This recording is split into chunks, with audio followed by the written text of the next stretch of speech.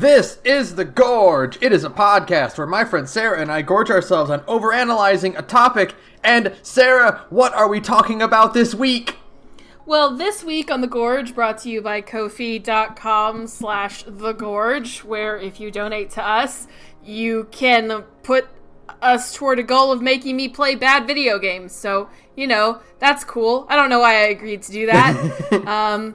This week we're talking about E3. This little thing, this little convention happened in LA called E3. And we're going to talk about it because, we love talking about cons on this podcast. It's fine. This our 100th episode, officially. Our actual 100th marked. Episode. And also pretty close to the fourth. This is the fourth E3 we've done. Is this really the fourth time we've done an E3? Shut up. Wow, that is crazy. Well, good for us. We're just plugging along in this little baby podcast of ours, and I love talking about E3. Usually we have a guest, but we didn't get anybody lined up this time. That's fine. Yeah.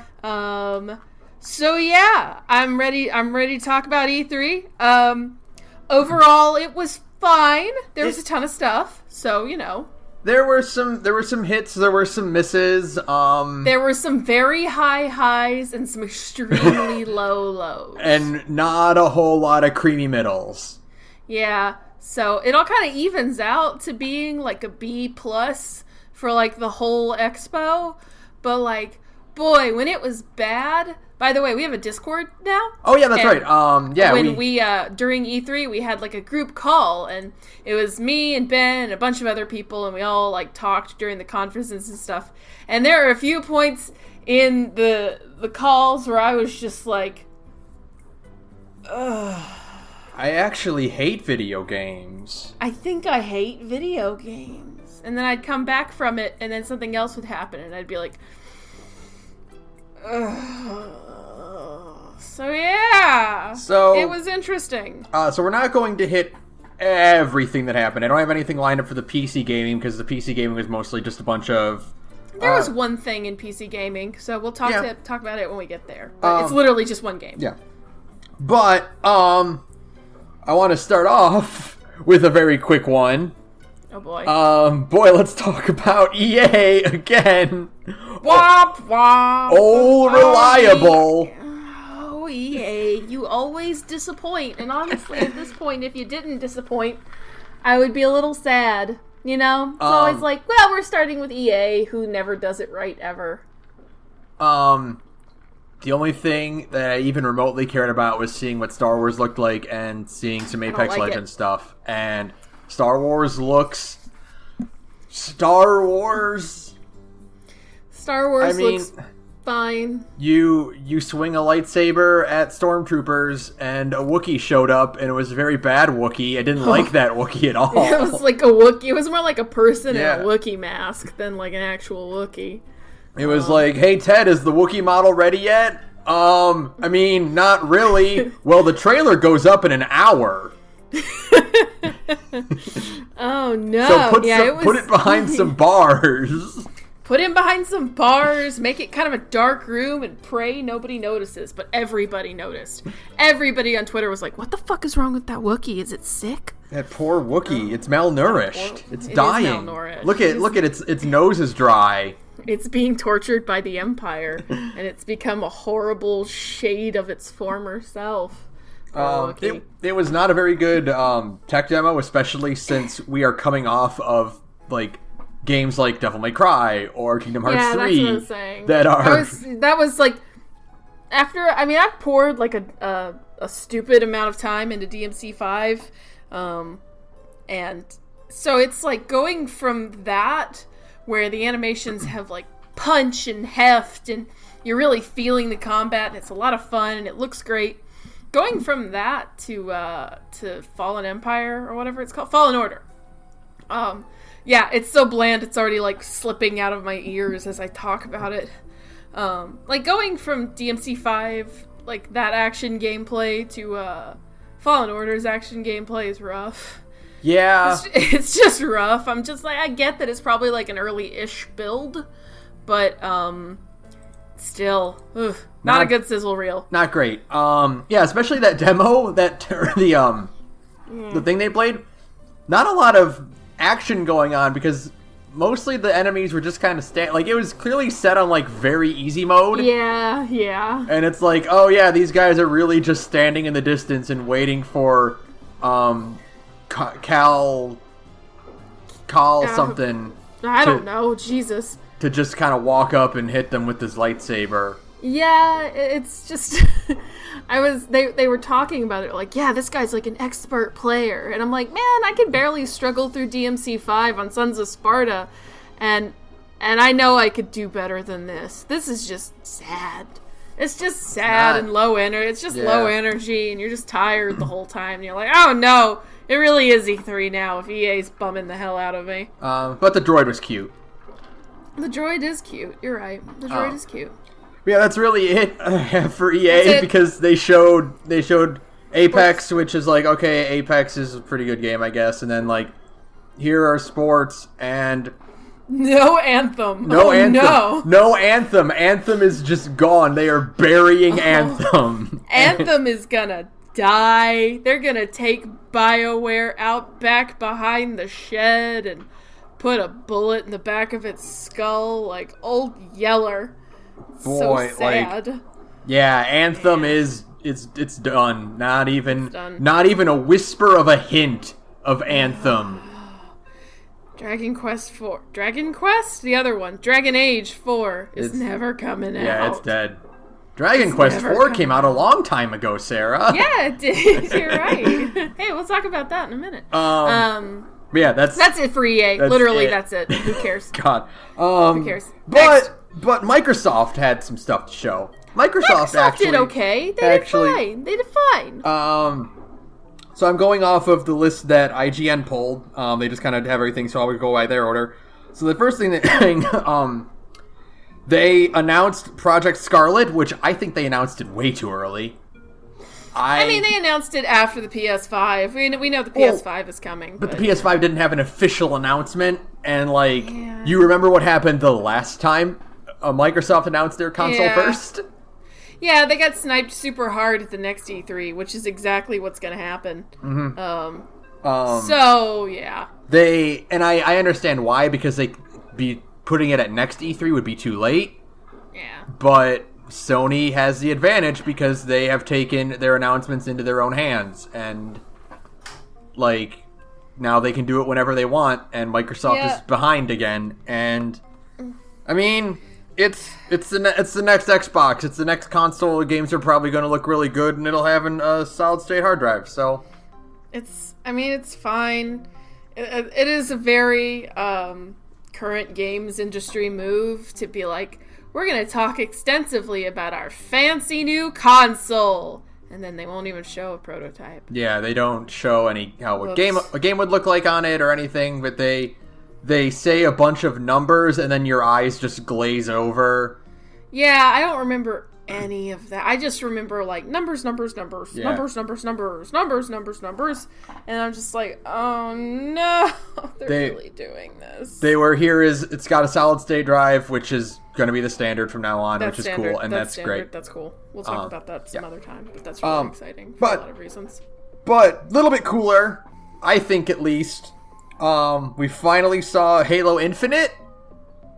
Yeah, but we didn't really see it. No, but I mean, I don't know what this game is. I thought it was going to be a battle royale, but I guess it's not. It's Halo 7, right? They're on 7? No, they're on 6. Okay, that's Halo 6. It's just Halo 6. But it's not because they're ignoring. They're basically kind of silently retconning away Halo 4 and 5. That statement where they're like, yeah, we're just distancing ourselves from 4 and 5 as much as we can. And it's like, that's fair. They're not... That's fair. They're not retconning it. They're just not going to talk about it. Yeah, and then we're all going to be like, where's Cortana? Don't worry about it. She'll be back. She's away. Cortana's on vacation. We took Cortana to a farm where she can run around with all the other AIs and be happy. Look, no, she moved in with her girlfriend Siri. It's fine. Don't worry about it. Don't ask questions. Cortana is in all of your Microsoft products, including Windows 10. So why? See, she's fine. Yeah, it's fine. Don't ask questions. We don't talk about Cortana. Although there was that shot, like I did notice it in the trailer, where it's like when Master Chief's suit is booting back up. It says no AI present. Says like warning, no AI present. It's like, oh shit. I was like, oh man, that's right. They did my girl dirty. Oh. I have like really strong feelings about Halo lore, which is like not a thing I've ever really talked about on this podcast, but I like kind of secretly love Halo. But I'm not gonna buy a Scarlet. Like that's the other thing is I'm just not gonna buy like a Scarlet as much as I love Halo. That's just them's the breaks. You know how it is. Let's talk about something really cool. What's really cool? Cyberpunk 2077 got a release date. April 16th next year, 2 days before my birthday. Fuck yeah! Fuck yeah! Happy birthday! Here's Cyberpunk. Looks great. Looks amazing. And it had one of the big moments of E3. What? It's just fucking out of nowhere. Here's a guy with a robot arm and some fucking sunglasses. Surprise! It's Keanu Reeves, bitch. Keanu Reeves. He's so hot right now. He's in your game. He's in your video game. He just showed up out of nowhere.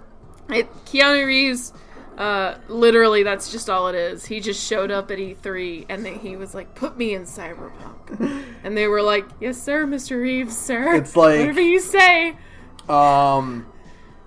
Like, my alignment in that game, my morality is now whatever makes Keanu Reeves' character happy. That's right. I'm here to make Keanu Reeves' life easier, because you know what?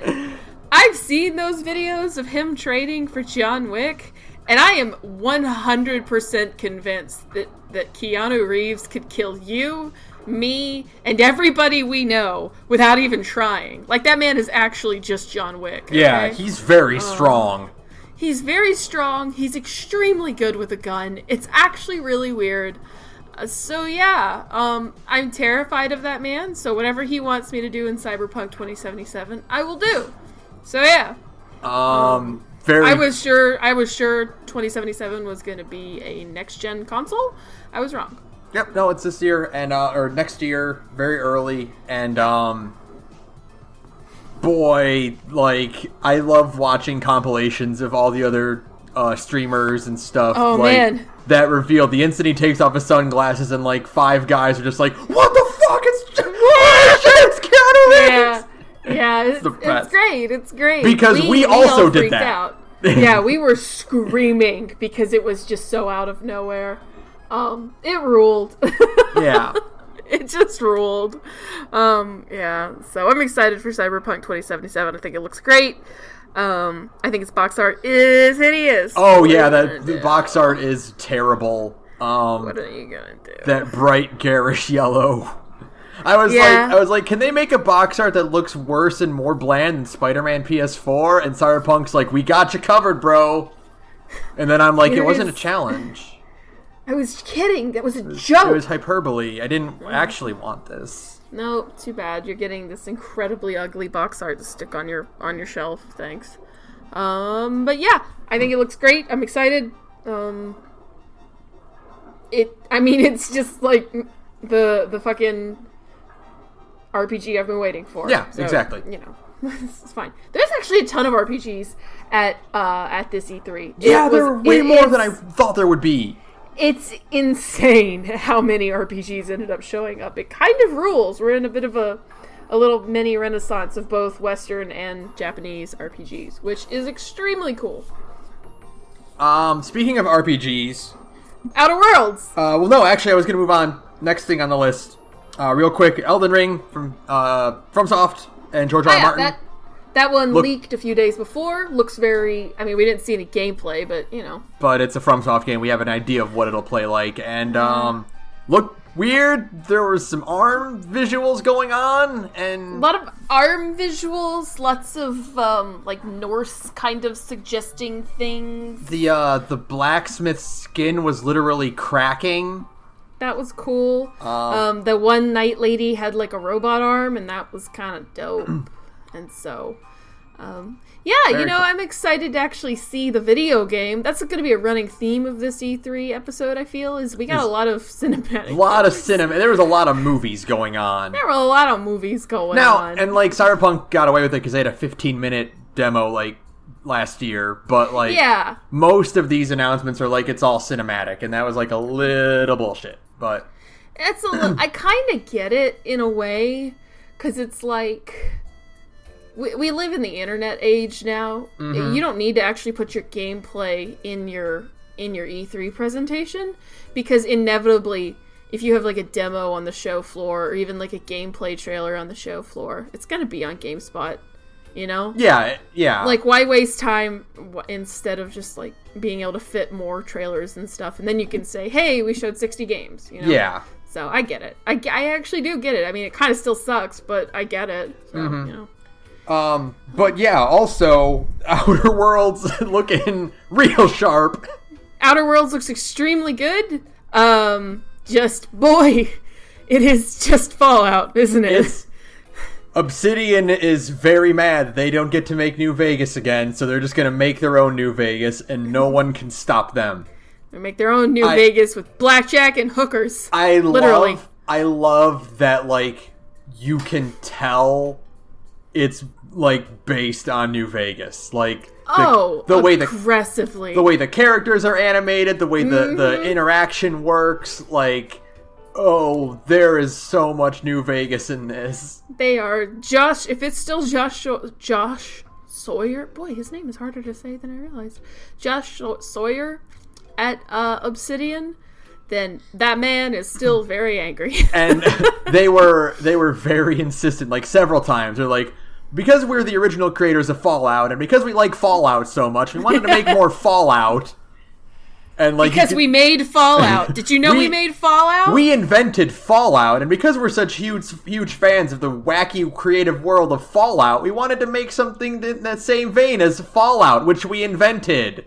Which we made, and we're good at. It's ours. Hey, did you know we made Fallout, and we know how to make a Fallout? You know the with, ones that were good? Dialogue choices and options? That's us! We did that! The ones that were good, we made those. Buy our game! We know all you New Vegas nerds are going to buy it anyway, so we're just going to keep dropping the word Fallout until you pick up on it. Todd, coward. But no, it does look really. I'm like really excited for it. It actually does look really good. Outer Worlds. So they showed off some cool things. You're going to apparently have like time stop abilities, which I guess is going to be their version of VATS. But like, yep. Yeah, it looks cool. I'm excited for all that stuff. I love an RPG with just classic, it's like extremely classic looking talking heads, you know what I mean? Like old fucking Fallout 3 style talking head. I would love it, honest to God, I would love if somebody would make a true talking heads game, the way they did with Fallout 1 and 2. Where it's like a head in a box. Yeah. You know? Like I would love a modern talking heads RPG. That would just make my day. So, you know, maybe someday. That would be cool. Hey, indie devs out there. Hint, hint. That would be dope, right? Because we still, I mean, like, people make isometric RPGs a lot these days. Mm-hmm. But nobody has capitalized on the talking heads thing yet. Maybe someday. On the weird Uncanny Valley FMV style, too. God, that would be everything so looks cool. Everything looks kind of like puffy. Yeah, it's just like a little too shiny to be real. And everybody's just like slightly too cartoony, and it all kind of contributes to this weird kind of nightmare / dreamscape feeling, and you love it. Mm-hmm. Yeah, I want more of that. Okay. Yeah. Next. And that's coming out October 25th. 5 days after my birthday. Hey! So we're both getting games for our birthdays. Yay! Both games that are built around sticking it to the man. And oh God, corporations. What the fuck? I mean, it's like there's a lot of stuff coming, and I'm really glad that we're getting like late, because usually like the end of the year is kind of, from my taste in video games, is usually like a dry spot. So it's really nice that in October I'm actually getting a game that I can play until, I don't know, like maybe like March of 2020. Maybe like another RPG comes out about destroying corporations, maybe? Don't worry about it. Okay. Moving on, we also got a look at gameplay for Dragon Ball Project Z, which is now Dragon Ball Z Kakarot. It looks like Xenoverse and Zone of the Enders, and I mean, I can play either of those games, and I don't understand. I'm so sleepy, Ben. I'm so sleepy. I think it's like, how many times are we going to get Sean Shamel to say these lines? How many times has he said these lines? These exact same lines of dialogue. It's it's kind of like, this for me is just like, wow. Like, really? We're just doing this again? I don't care how, like, semi-open world. I just watch it and my eyes just glaze over. You couldn't even think of a halfway decent original story. We're just doing Namek again. Yeah, we're just doing going back to Namek. We're doing, and it's we're like never leaving Namek. It's just like watching the anime all over again. It's like I said though. This is the weirdest thing to do a game about being Goku. Mm-hmm. Because Goku is out of commission for most of those sagas. That's like the tension. Yeah, the whole point is that Goku's out of commission, so like Gohan, Krillin, and Vegeta need to carry a lot of the weight. Yeah. And Goku only has like 5 fights. And yeah. So how? Yeah. Don't worry about it. I'm so tired. I just get so tired thinking about this game. Just pick up Xenoverse 2, or just get and then you can have character create. I mean, I don't think Xenoverse is a good video game, but it's a good video game. If that makes sense. It's fun. Yeah. It's fine. You can get it on sale, even better. Like it's a good way to kill time with your friends. So, it's fun. Yeah, do that instead. Next. Ninja Theory showed up and showed off their game that's not going to stick around for very long, is it? Oh, it's rough. Bleeding Edge does not look good. It's hideous. Bleeding. In an era that has Fortnite and Apex Legends. Yeah. It's not gonna stick around. It looks really. Guys, really bad. You can't. Like, it's just the ugliest aesthetic. It's like, hey, do you want like a next gen DMC Devil May Cry, but like more of those hideous fucking characters, and they're like really edgy, and it's a type of video game that you could not give less of a shit about, and it's the combat director from DMC Devil May Cry. Don't you want that? And I'm just like, I want to eat glass. It's like, hey, it's from the guys who made DMC Devil May Cry and Hellblade. Did you like those? No? Oh. Oof. Yeah, I'm good, thanks. But what do you think of our characters? You want to know what's some old-fashioned bullshit, though? Like, continuing to just be haunted by DMC Devil May Cry, a game that my opinion toward has, like, marginally softened. I'm just kind of like, whatever. You know, I don't hate it as much as I did a few months ago. Like, now I just kind of look at it and I'm like, whatever. The biggest fucking bullshit of all of E3, and I was talking to somebody about this, was that fucking in 2019, DMC Devil May Cry got mentioned more at this E3 than DMC 5. Oh my god, you're right. I want to be dead.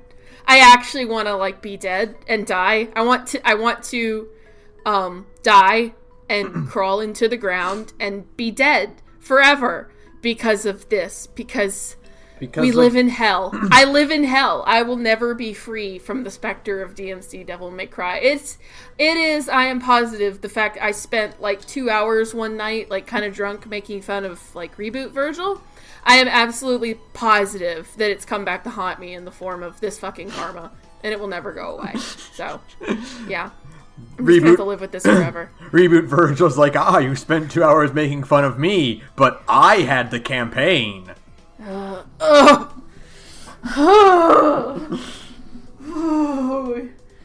I'll come up there. I'll come up there and kill you. I will say, like, genuinely, like earnestly, 100% earnestly, I do feel bad for you guys at the DMC subreddit, because we're all just in mourning. You did get a Virgil patch, like, 3 days before E3, and, like, that...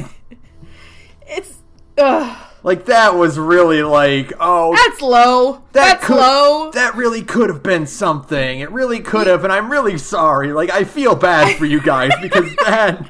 I also would... If it was a game that I was, like, that invested in, I also would be positive. Like, if Kingdom Hearts got a patch that's like, hey, we rebalanced this one boss battle, I'd be like, what? What is it? What do you mean? That's suspicious. And then it's like... Oh, it's nothing. Oh... I'm sorry, you guys. It's nothing. I hate. Let's move on. Let me tell you how much I've come to hate. Let's move on to something a bit nicer. Please. Ori and the Will of the Wisp got a release date, February 11th, 2020. I need to play Ori 1. I need to play the first Ori. Yeah. It's like... I heard it's fine, but it's kind of that degree of, like, sparkly cute. I know it's, like, darker than it actually presents itself. It has kind of, like, a plot.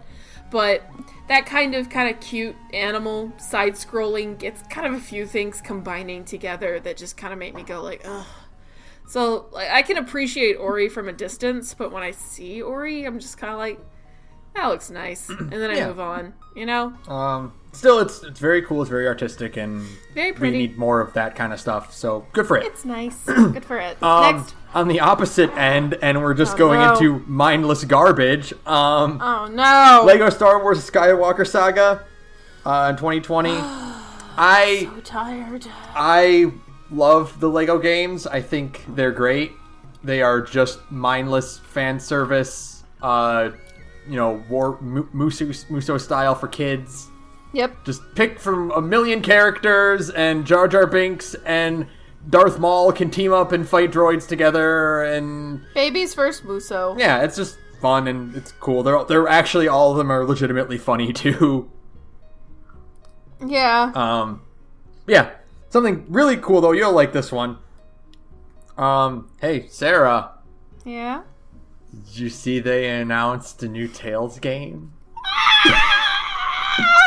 I'm alive again! Did you see Tales of Arise got announced? Tales of Arise! Again, it got leaked a few days before E3, so I knew it was coming, but it was still super exciting to see the trailer, and it looks really good. Fuck, it looks really good!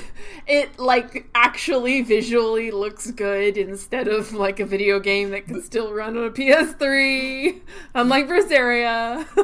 Guy looks like Fantasy Raiden, and he has a sword made of lava. And He's got, like, a lava sword and a regular sword. And then we've got, like, not Lila from Zestiria, and everybody's like, who are you? I don't know. She has a gun. Her weapon is She's just got a gun. Her weapon is gun. It looks really cool, and you're going to... They're going back to, like, that old-fashioned, like, real classic-ass Tales story of, like, two worlds divided. Yeah. Which is, like, the most Tales story ever. Oh, I love it. Fuck it. They're like, fuck it with this Malachim and Seraphim and all this, like, mystery fantasy fuck it. bullshit.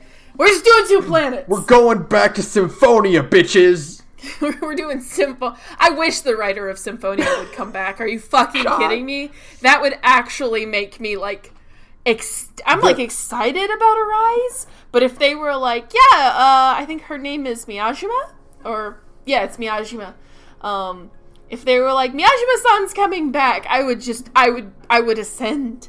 I would just reach another pinnacle of my body. Looks so cool. Everything, the environments, the combat looks way different than Berseria. Yeah, we'll see. I mean, like, we didn't really get to see a lot of it. It might have just been, like, money shot stuff. As long as it functions kind of like Berseria, but with, like, a couple tweaks, I'll be happy. I really like Berseria's combat. I was seeing dodge rolls. There are dodge rolls? And, like, more freeform movement, and I'm like, Yeah, give me that. Yeah, I'll take it. I'll take it. I'm really excited. I think it looks great. Visually it looks great.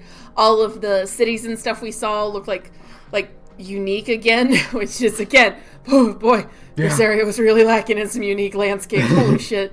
It was rough for a while there. I mean, I really like Berseria, but, oof. Yeah. Yeah. Super cool. I can't wait. When is the Tales thing?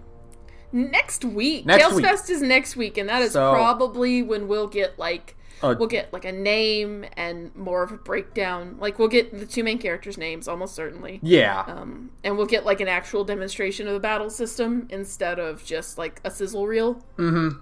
So, that's exciting. Yeah, totally. I can't wait. It's gonna be so good.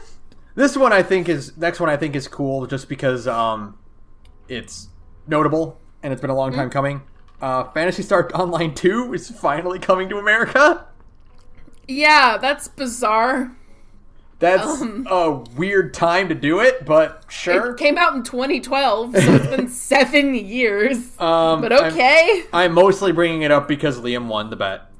Liam won the bet. That's what everybody is. Yeah. So, that's fine. And then, a few more things. This one's more for me. Battletoads was revealed, and I love the art style for it. I think it looks good. Battletoads looks fine. It reminds me a lot of the new Ninja Turtles cartoon, which I love. I think that looks amazing. And I'll maybe check that out. And then, finally, we have Psychonauts 2 first, actually. Psychonauts 2. Oh, Psychonauts 2. I would have been really excited for Psychonauts 2 about 5 years ago. It's like, I am still kind of, like, background radiation excited for Psychonauts 2 because I really liked Psychonauts as a kid. 14, 15, 16, whenever, kind of in that range. When it came out, I bought Psychonauts 1 with a $20 bill and $30 in quarters, nickels, and dimes. Oh my god. I just scraped my house dry trying to find money because I wanted that game so badly. And I loved it. But unfortunately, it was a long time ago because I just said I was, 14, 15, 16 years old, and I'm 30 now. So it's been a minute. It's been a minute, and I would have been way more excited if this had come out sooner. But hey, if it turns out being, like, amazing, then cool. Good for Tim Schafer. He managed to come back, although they got bought by Microsoft, so, yikes. And then, finally, the one that I was kind of really surprised to see, and you called it during the middle of the trailer. Ooh, yes. Blair Witch? Yeah, see, because I don't know, have you ever seen Blair Witch? I've seen enough parodies of Blair Witch. So you've never actually seen Blair Witch? No. Yeah, because, like, one of the big things is the Blair Witch won't get you if you, like, or at least they say the Blair Witch won't get you if you stand in a corner. And as soon as they showed that shot of a guy standing in a corner, I was like, that's Blair Witch. So, yeah. And then they showed the shot of the symbol in the woods, which is just bizarre, okay? Mm-hmm. Blair Witch game in 2019, okay? Like, alright, I didn't know that was even an IP that existed. Hold on. No, well, because a movie came out last year, but it was bad. Oh, yeah, that's right. I forgot. Blair Witch game. Who is making this thing? I have to know who's making this game. There's going to be a Blair Witch video game per Kotaku. Who is making this? It does not say, it's bad if the Kotaku thing doesn't say who's making it. It definitely means there's just, like, it's like a nobody developer. Yeah. It's some Bluebird team? Bluebird team. I don't know. Huh. That's okay. Sure. Well, either way, it looks it's cool. Sure. Why not? You can play that and I can watch. Because fuck that. Fuck that shit. No. This ain't even like a Resident Evil where it's kind of schlocky. Like, no, I'm not even gonna bother touching that. Yeah, Blair Witch. Okay, we're gonna take a small tangent real fast. A lot of people make fun of Blair Witch in 2019, but at the time when Blair Witch came out, there's nothing like it. And if you saw Blair Witch when it came out in 1999, So I was 11 years old. I think I saw it like 2 years later when I was like 13. Blair Witch will scare the soul out of you. Like, if you were one of the people who saw it within like the small window of when it was like a new thing, Blair Witch is actually like spooky, and it has a really scary ending. So, I'm kind of excited for this. Like, we'll see. I'm kind of interested in it just because of the bizarreness of the property. But, okay. Yeah. So, cool. Yeah. Next. Well, that's it for Microsoft, actually. Okay. So there were like a couple indie things that we didn't really bring up. But it was, it was all cute. It was kind of indies.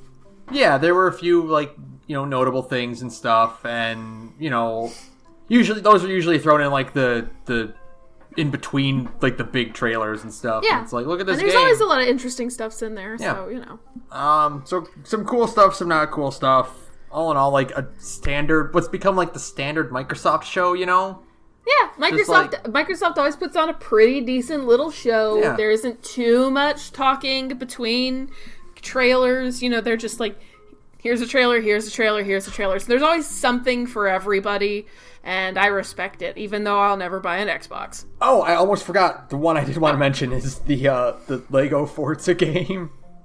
Oh, yeah! So bizarre. They're like, here's Forza, and then they're like, here's Lego in Forza. And then they brought out a car made of Legos, and I was like, they brought out a car made out of McLaren made out of Legos. I'm like, that's cool. Fancy. Cool. Yeah, so that's it. And so we'll depart from Microsoft and onto the shit show. We'll get into some real garbage now. Ooh, roll up your sleeves, kids, and put on your long gloves. We're going to the Bethesda show. We're going to talk about Bethesda. And ooh, it smells like lies in here. Let's get it out of the way first. They're putting Battle Royale in Fallout 76. Man, Bethesda has had it rough when people were, like, excited for NPCs in a Fallout game. They put a Battle Royale mode, and they put NPCs and everybody. There's that one really excited guy in the audience. Yeah, the guy who would not shut up.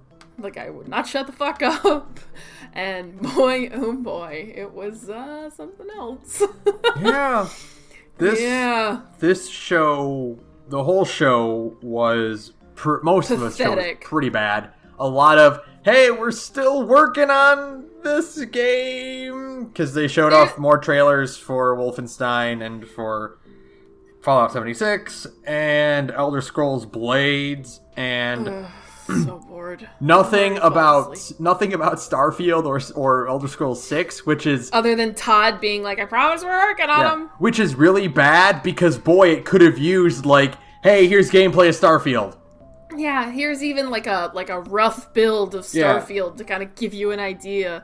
Because otherwise, boy, I mean, when I say Bethesda had nothing, Bethesda had basically nothing. They had... Yeah. Okay, so before we get into them, they had 2 games that looked really good. We didn't see gameplay of either of them. We didn't see anything new gameplay-wise.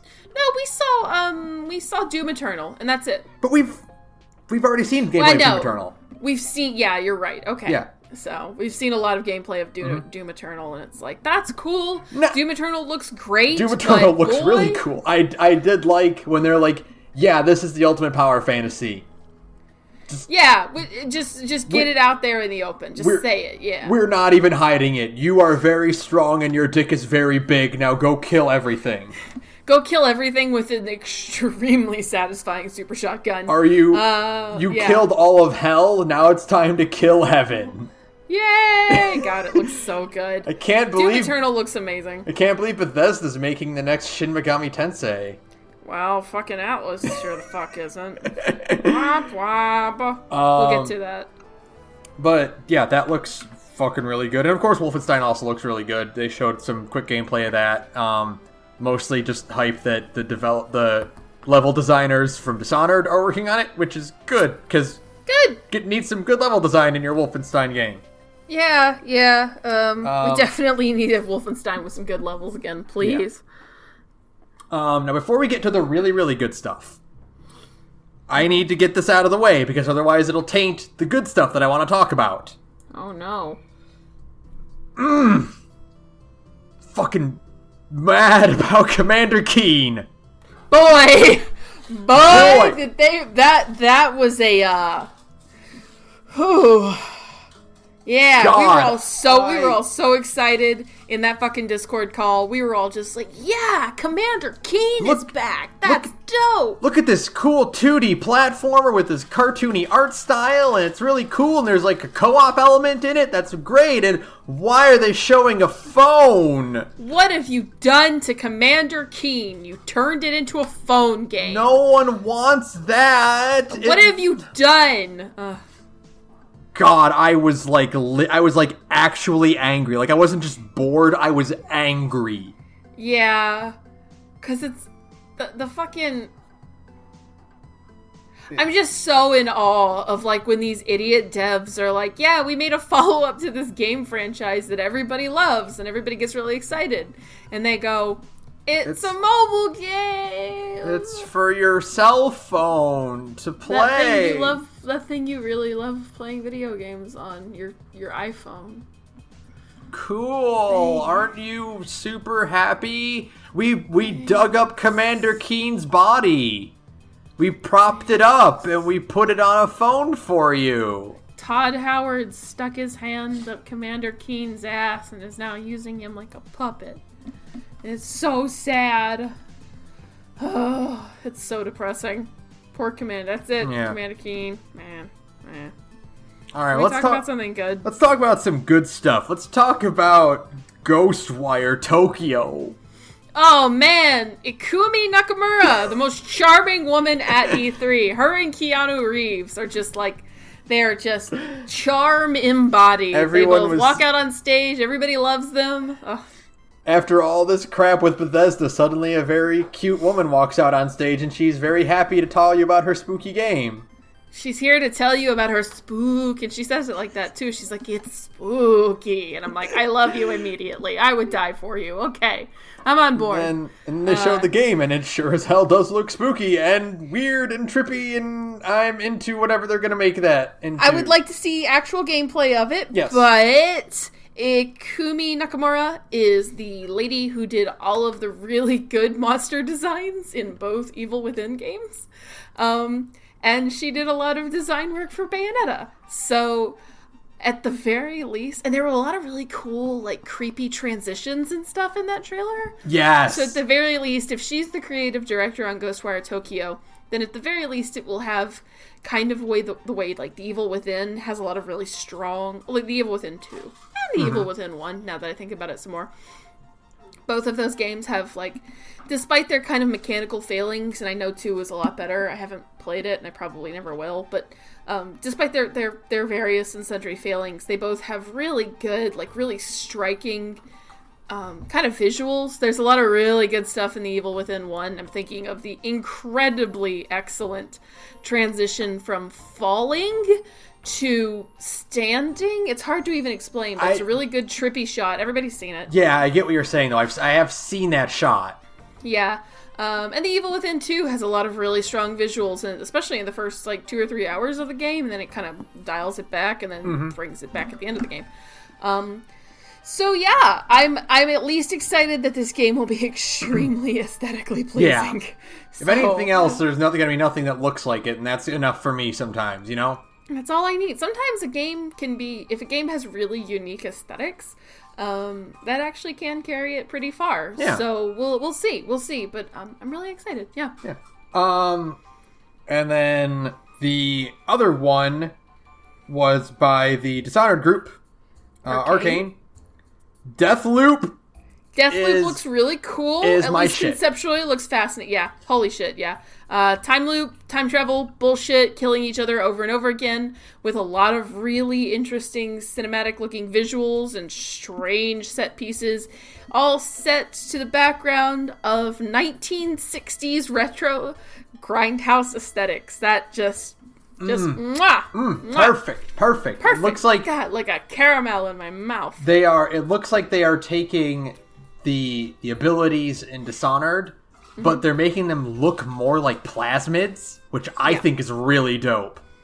I'm actually really interested because it seems to me, everybody was saying, I haven't played it yet because I just haven't had the time. There's so many video games out. Imagine that. Moon Crash was the last DLC pack for Prey, and everybody really liked it, like a lot. Like, people seem to enjoy Moon Crash more than the main game of Prey. And it's about, like, a time loop kind of thing, and I think that's really interesting, and it feels kind of like Arcane learned a lot, because they also made Prey. It feels like Arcane learned a lot from making Moon Crash, and when people said, like, hey, you should make a full game out of Moon Crash, they were like, surprise, we already are! This is just us testing out our tech. So that's exciting. I'm very curious to see what, like, the level structure is going to be like. You know, obviously there's going to be, like, a time loop thing. Like, I'm wondering if you get to, like, if they're going to do the Dishonored route where, like, you get to pick which assassin you want to be, and then the other assassin has, like, fucking, I guess, Wile E. Coyote style traps set up for you. Yeah. That you're trying to maneuver past. It's very interesting. It's very cool. Very cool. I cannot wait to see gameplay for it. Yeah.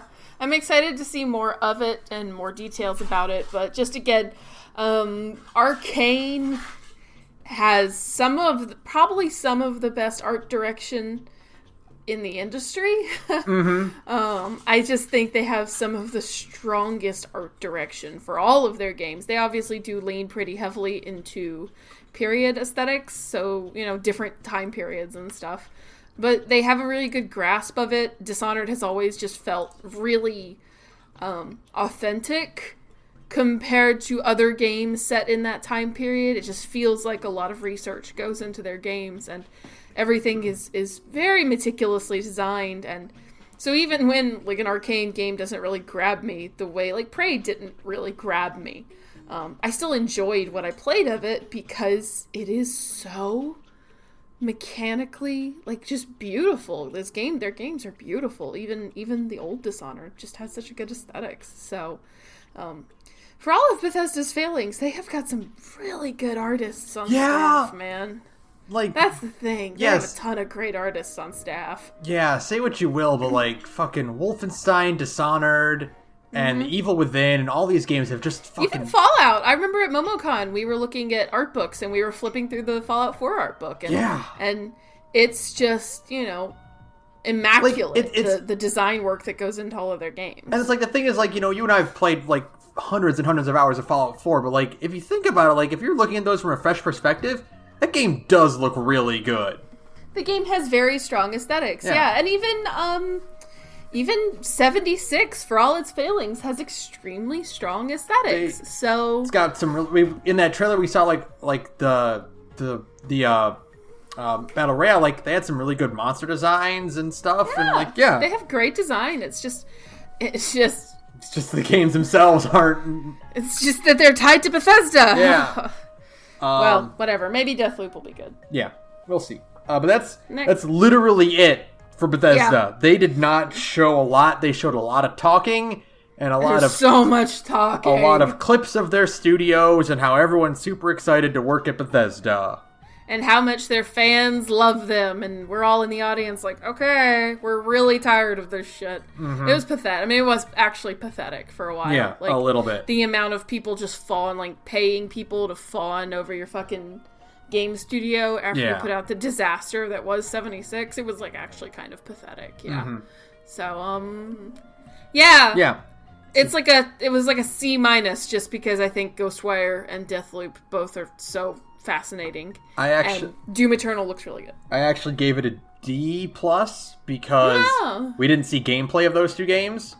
That's fair. No, that's fair. There was something way worse, which is why it's kind of tempered my ratings for Bethesda.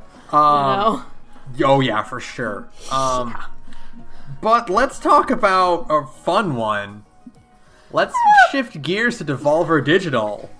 Devolver only had 4 games this year, and that's fine. That's fine. They're small. Like, they're small. Let's not beat around the bush. Their show is 30 minutes long. It's the only reason they get these is because they do a weird fucking Adult Swim sketch. Yeah, for their show, and that's why they get to be on the stage.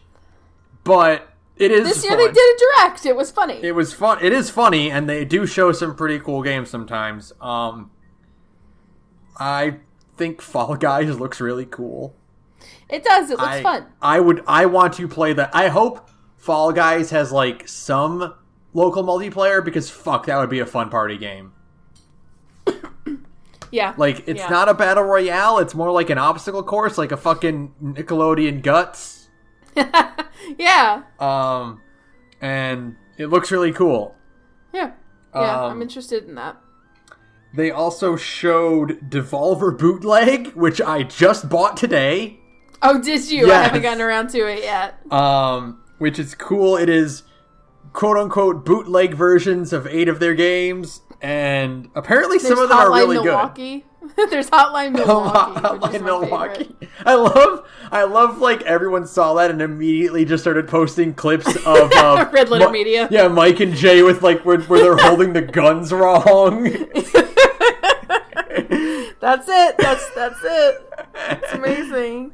One day they're gonna use the Red Letter Media guys. It's just they're gonna actually use them at E3 one time. So the names of the games, because I just think they're funny, is Enter the Gun Dungeon, Hotline Milwaukee, okay, Ape Out Junior, nice, Shooty Boots, Super Absolver Mini Turbo Fighting Championship, okay, Catsylvania, oh. Piku Biku Ball Stars, and Luft Trousers. God. And awesome. And if you're listening to this now, until the 16th of June, it is on sale for 1% off the original price. Oh, that's amazing. Good for them. They also sold, in like a total reversal of their bootlegs, they put out an arcade cabinet. Put out an actual arcade version of House of the Gungeon that will be in actual real arcades. And I remember before the show, they were saying we're going to sell games for $5 and we're going to sell games for $5,000. And that's what it is. Mm-hmm. The arcade cabinet for House of the Gungeon is $5,000. Yep. So that is pretty great. Good for them. They also showed off Carrion. A reverse horror game that looks fun. Yeah, looks cute. Well, not cute. I mean, to me, I thought it looked kind of cute. It didn't look horrifying. He's eviscerating them. He's an eldritch horror. He's cute. It's fine. It doesn't look scary to me. I'm just like, it's fun. You're like a blob monster. And they also showed off DLC for The Messenger, which looks pretty good. I want to play The Messenger. Oh, yeah. I need to get to that one eventually. I forgot about that. Yeah, but that's it. Most of the show was about the Nintendo Direct parody. They just straight up took that template, too. Yeah. That's pretty amazing. It was hilarious. Nina Struthers not being able to swear was great. Oh my god. Yeah. Nina Struthers is my weird buck-eyed wife. So. Her actress is just like amazing. She just has so much like chaotic energy. It's the best. She's so intense with everything she does, and it's great. Yeah, it's really cool. Like, I don't know how you can carry that much energy, but like she is so intimidating and manic, and like really good. Yeah. And I hope they do another direct out of nowhere. They ended with the concept of they're not bound by E3 anymore, which I hope means like they realized, why don't we just keep doing these whenever we want? We should just do a direct every now and then. Make our own fucking Devolver Direct. It's fine. Yeah, that was about it for for Devolver Digital. Next. They're always fun. All right, well.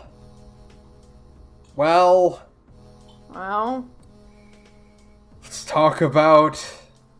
Wait, wasn't the PC show before this? Oh, it was. The PC show was first. That's right. There's really nothing to talk about in the PC show. There's a lot of really good indie stuff, and you should go find a list if you want to. But hey, Bloodlines 2 is looking pretty good. Yeah. So, yeah. I'm excited for Bloodlines 2. It's another one of those, why the fuck are there so many RPGs coming out in the next couple, months thing?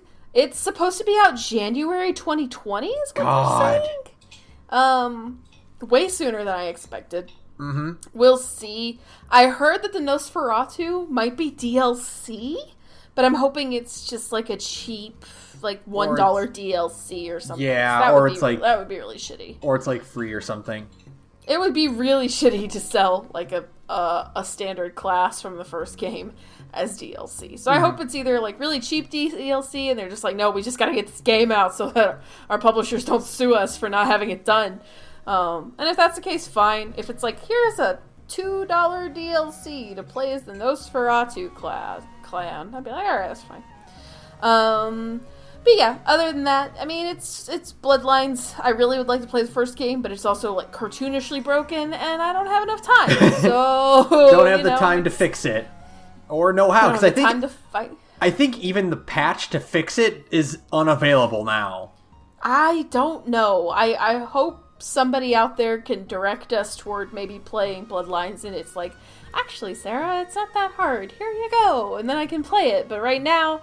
Oof, no, there's a lot of other stuff going on. I got so many other games to play, so that's it. That's literally all I wanted to talk about PC Game Show. There was a lot of interesting stuff.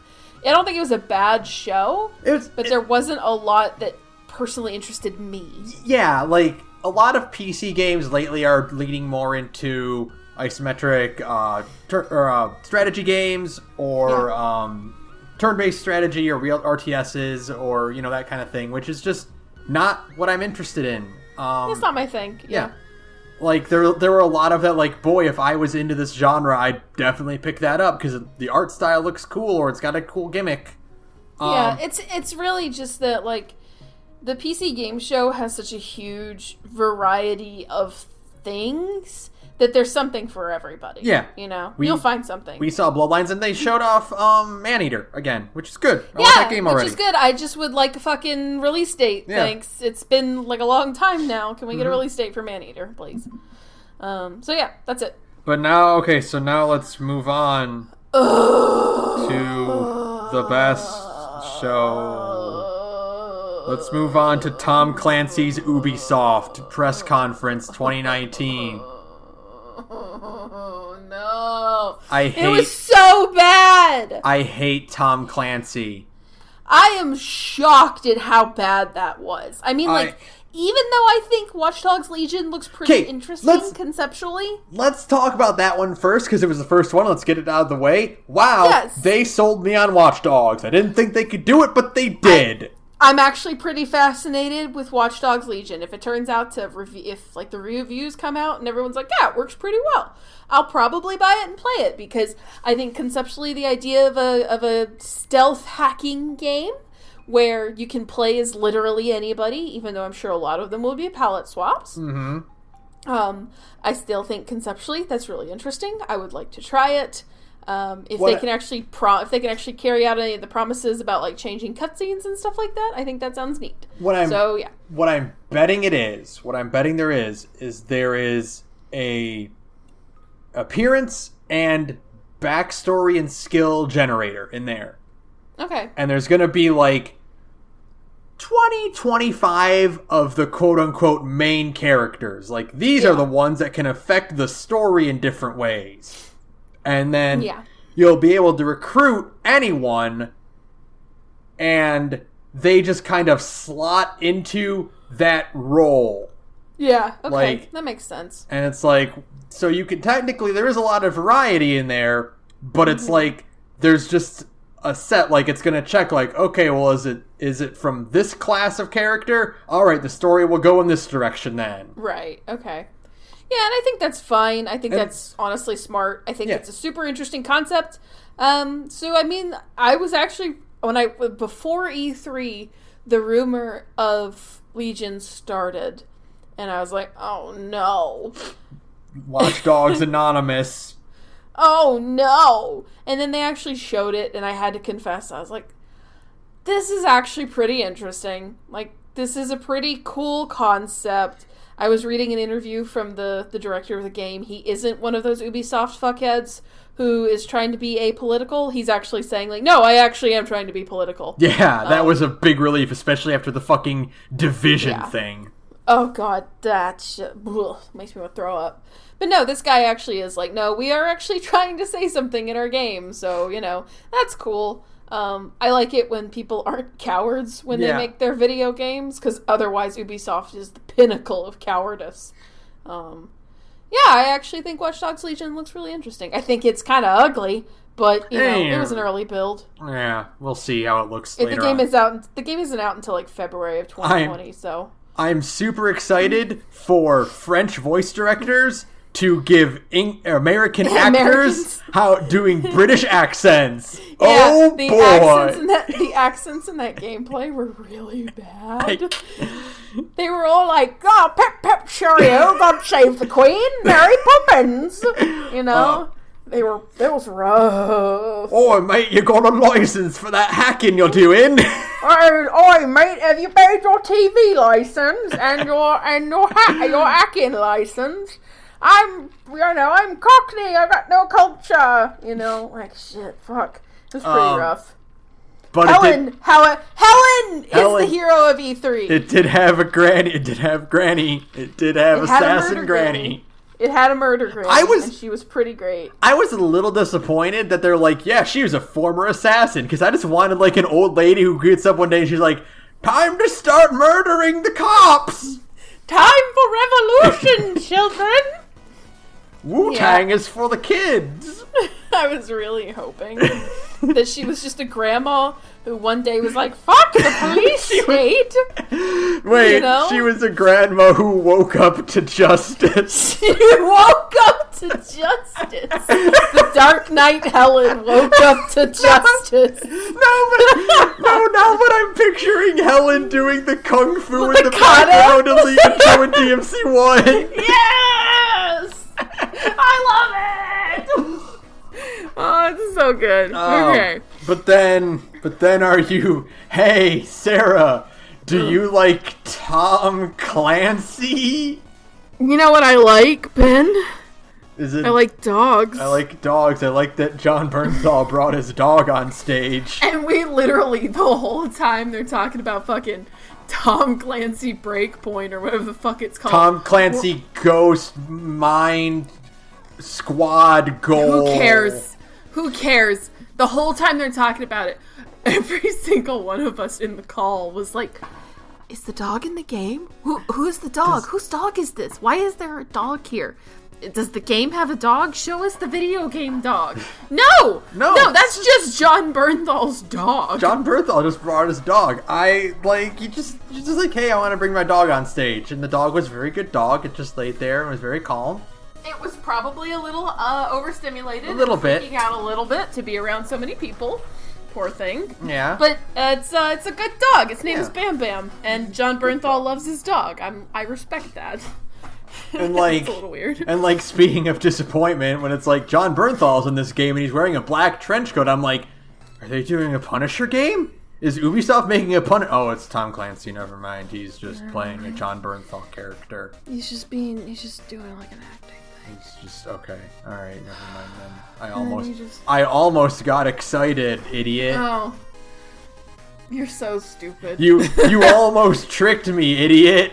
That was your first mistake, was getting excited at the Ubis. There was literally, after Watch Dogs, there was nothing. It was so much nothing. It was just, hey, here's another Rainbow Six thing. Hey, here's The Division. Or did you like The Division? No one likes The Division. Nobody likes The Division. And like for like a half a second, we were all really excited because there was like some horror thing. Like there's a guy that's getting infected by like goo, and we all got really excited because we're like, ooh, maybe it's a horror game. Maybe one of Ubisoft's good studios is gonna make like a spooky video game because horror games can come back finally. No. It's another fucking, it's called like Rainbow Six Contagion or something like that. I think that's the exact moment you got really mad.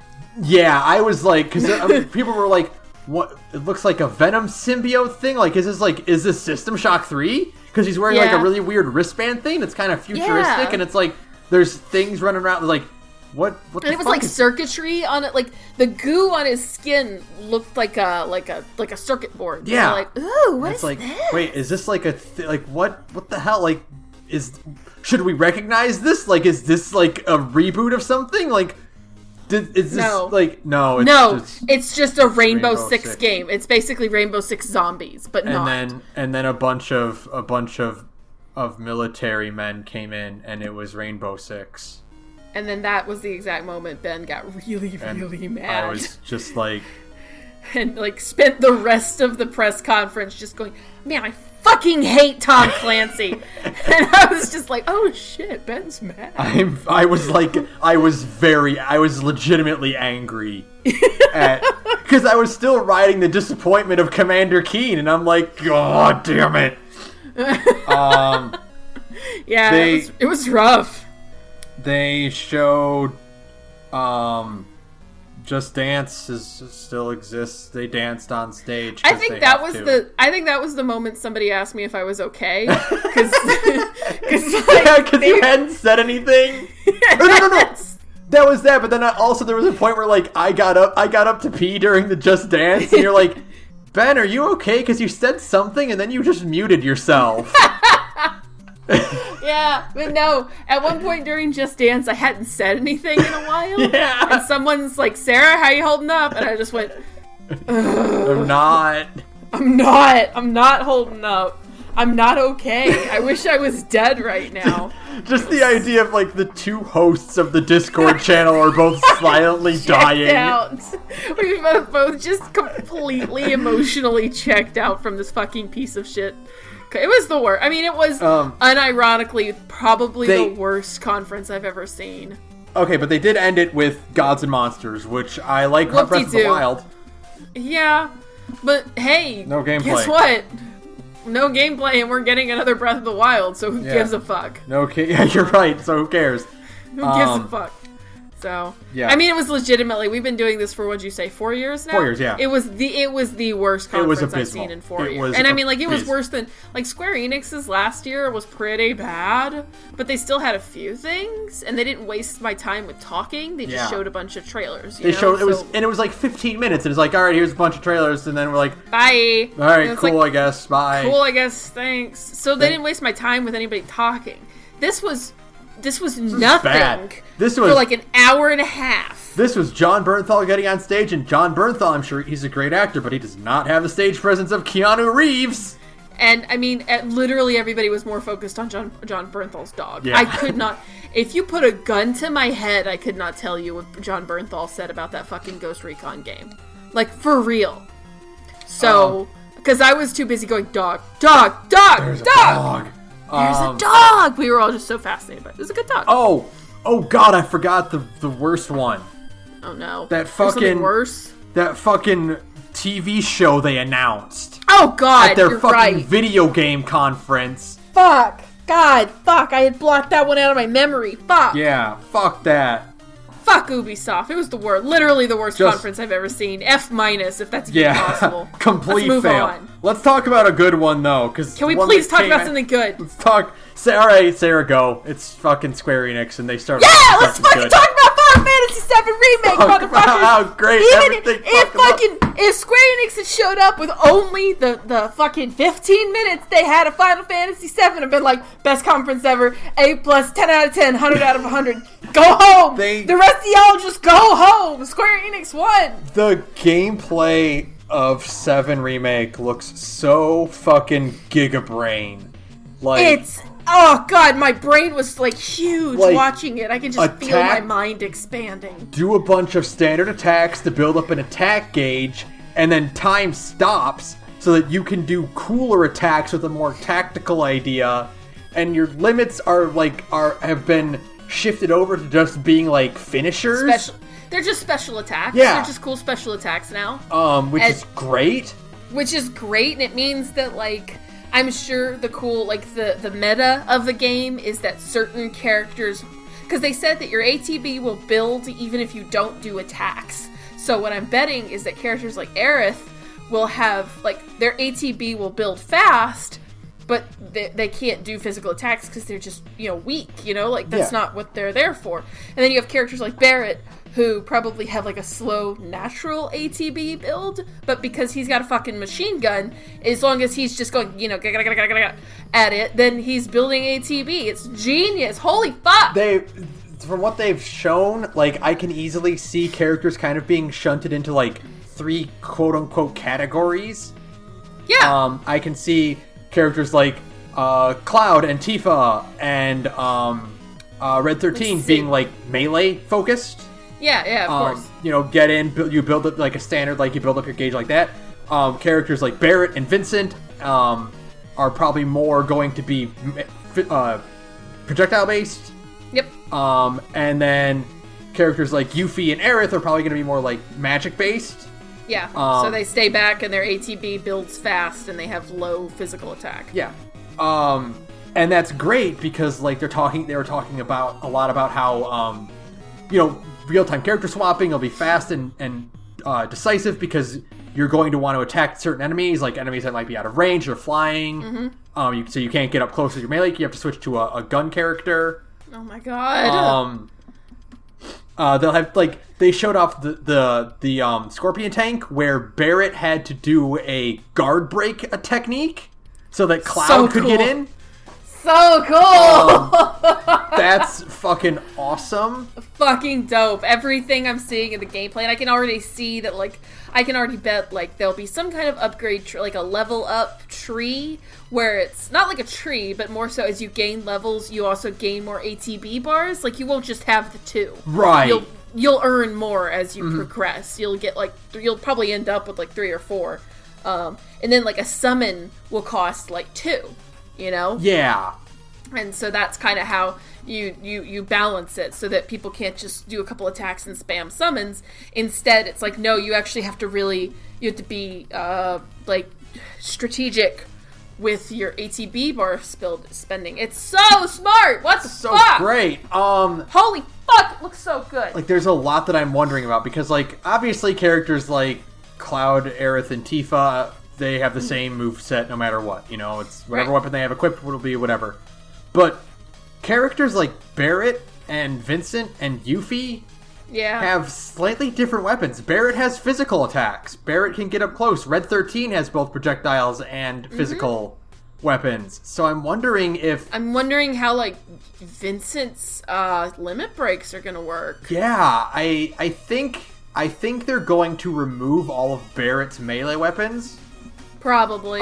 Because they'd have to design a whole new moveset for him without them, basically. And honestly, Barrett has so few melee weapons in the base game. Yeah. And, he literally, in a list of dozens of weapons, I think Barrett has 5 melee weapons. Mm-hmm. So they'll probably just be kind of smart and do some pruning. Yeah, they'll just cut those out. But yeah, I wonder how Vincent's limits will work. I wonder if he's just going... Is it just going to be different devil triggers, I guess? Is Vincent gonna have a devil trigger? He kind of already is a devil trigger. But a real devil trigger. But, God, though, you know what? I'm thinking about it now. I hope they don't go the Dirge Cerberus route. I hope you turn into Jason or Frankenstein. God, please do not chicken out and make them into new monsters. Just make it Jason and Frankenstein. Are you kidding me? That shit's so cool. That shit's so cool. The Galleon Beast, the fucking wolf thing he turns into is his default. And then, bring back the fucking Chaos design from Dirge of Cerberus. Whatever, it's fine. Nobody cares. It was a fine design. Whatever. Just fuck! Final Fantasy VII! Holy... There's so much! Tifa's design looks so good! Marlene Feminism 1, my girl gets a bra finally, and she gets to wear shorts. Yeah! Tifa's got a bra, she's got shorts, she's got abs, she's got a really great new outfit.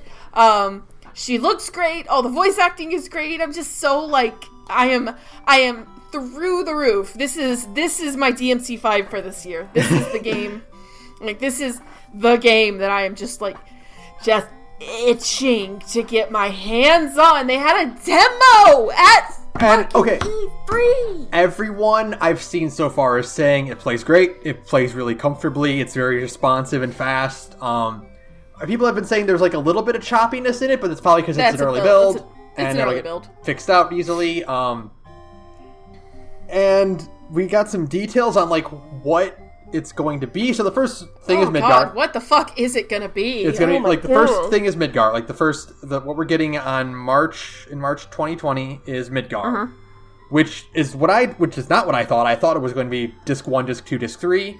Yeah. But no, it's gonna be Midgar, and it's on 2 Blu-rays. Yeah, and I'm wondering if it's just because the environments are so big. It's probably that, because the only other game that I know does that is Red Dead Redemption 2 is on 2 Blu-rays as well. Yeah. So what I'm thinking is, I was afraid at first. I'm like, oh god, I don't want them to spread this out and make it. I don't want to wait 5 years to play Final Fantasy VII, you know. Mm-hmm. But I was thinking way too small. You were honestly. You were thinking too small. This is not. We're releasing episodes like fucking Walking Dead or something like that. We're releasing Kingdom Hearts 1, Kingdom Hearts Chain of Memories, Kingdom Hearts 2, Kingdom Hearts Birth by Sleep, Kingdom Hearts 3. Yeah. I mean, I don't think it's going to be more than 3 parts. I think that would be kind of insane. So the way I've calculated it out is that, like, okay, if Midgar is about 1/6 of the entire length of the base game, and this is 30 hours of Midgar, you're gonna need to divide it in at least 6 parts. But I'm betting we'll get those parts like every 9 months, maybe. I don't know. I was reading Kitase-san. They've only just started planning part 2 right now. Oh. Yeah. It's gonna be a long wait until I am genuinely of the opinion that it's either gonna be 2 or 3 parts, and this part is gonna be the longest because I feel like Nomura has been wanting to expand on Midgar basically since the game came out. So do you think they're going to really, really, really expand on Midgar and then not do as much expanding on the rest of the game? Yeah, that's what I'm thinking. I'm thinking Midgar will be a 30-hour game, and it's just on 2 Blu-rays because it's huge. I mean, you saw the model for Midgar in those trailers. It's absurd. It's big. It's massive. So I think it's going to be like a 30-hour game now. Now, before I actually thought it was going to be a Kingdom Hearts 2.8 situation where it was going to be like really short, and then in 2 years we would just get the rest of FF7. Now I'm kind of revising my theorizing. So I think Midgar is going to be the biggest expanded part, and I do think that's because the problem with the original Final Fantasy VII, as much as I enjoy it, is that Midgar is the iconic location for FF7. It's what everybody thinks of. You think of Shinra Tower, you think of Midgar, and it's like absurd sprawl, and just like it is the definitive cyberpunk city for a lot of people. And what you realize is you only spend 7 hours of the game in like the iconic location, and I feel like Nomura wants to expand on the story being told in Midgar. He wants to give more backstory to Biggs, Wedge, and Jesse.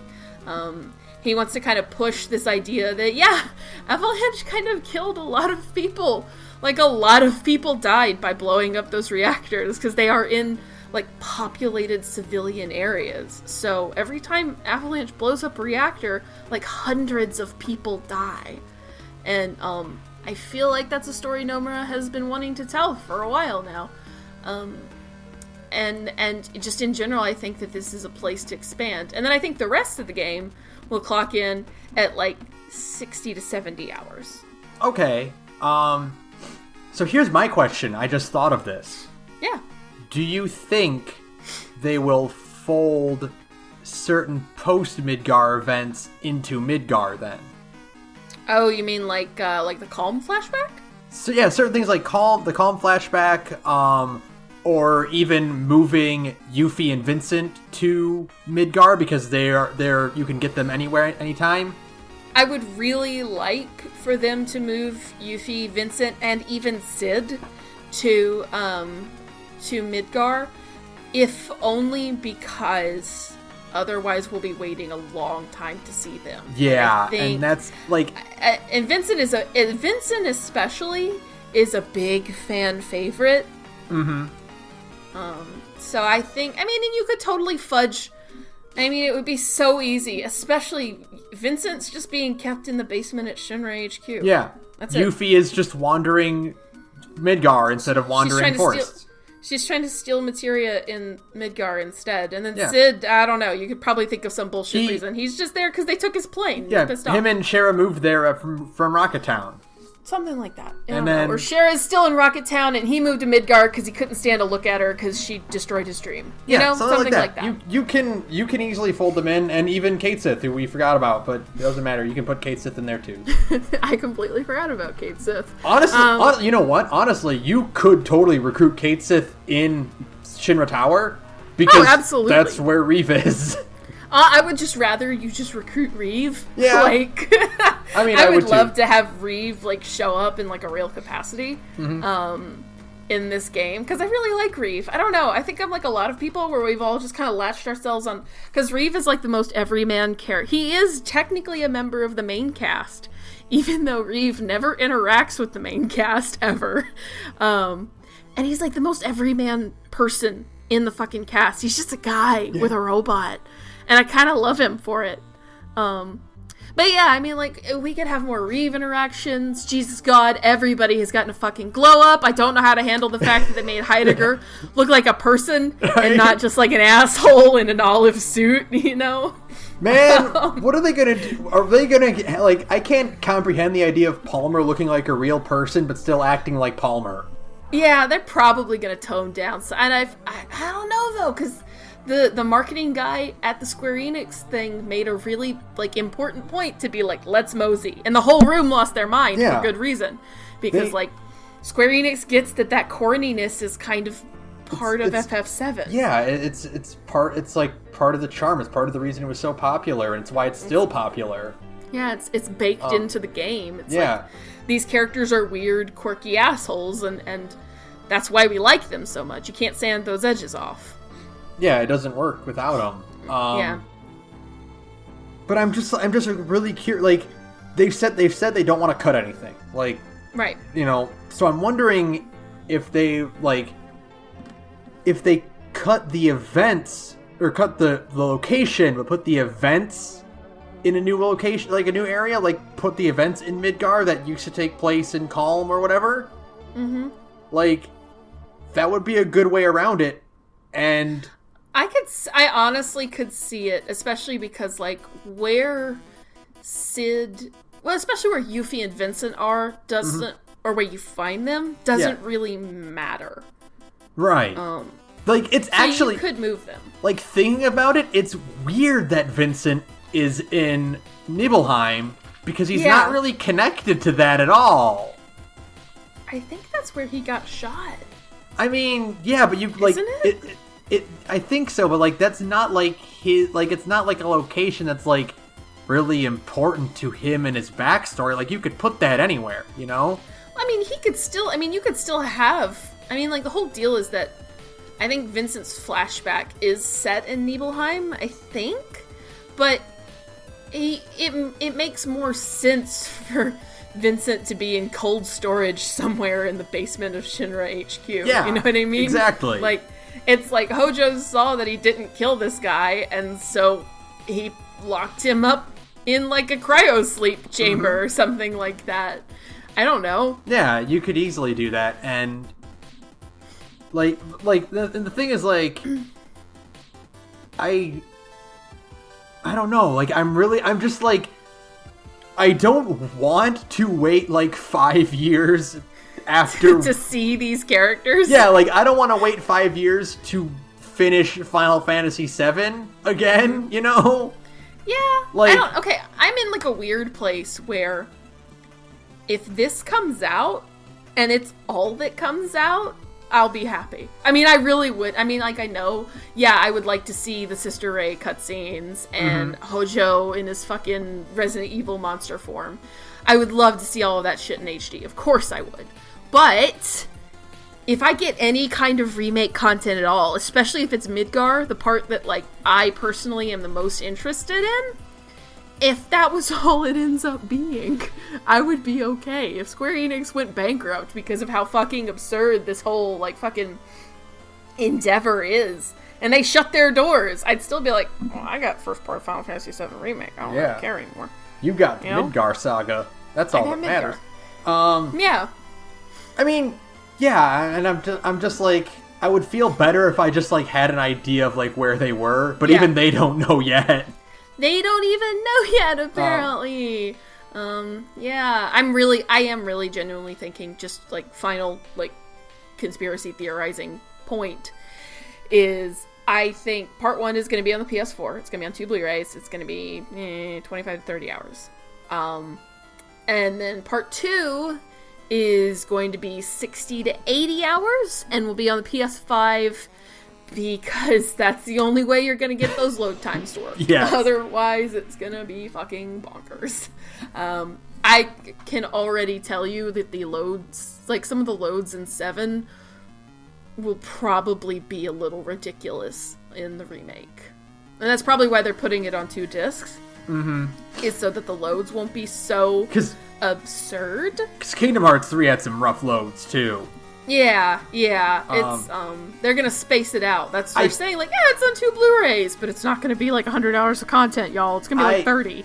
You know what? I think that's probably why they don't know how big the game's gonna be yet, is because they are going to switch consoles.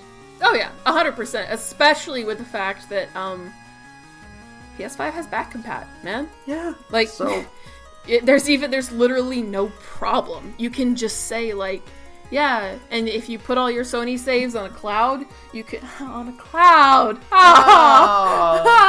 If you put all your Sony saves on a cloud, you can just move all that shit forward, and you won't lose any progress, and you'll literally be able to just take your save from that and transfer it to part 2.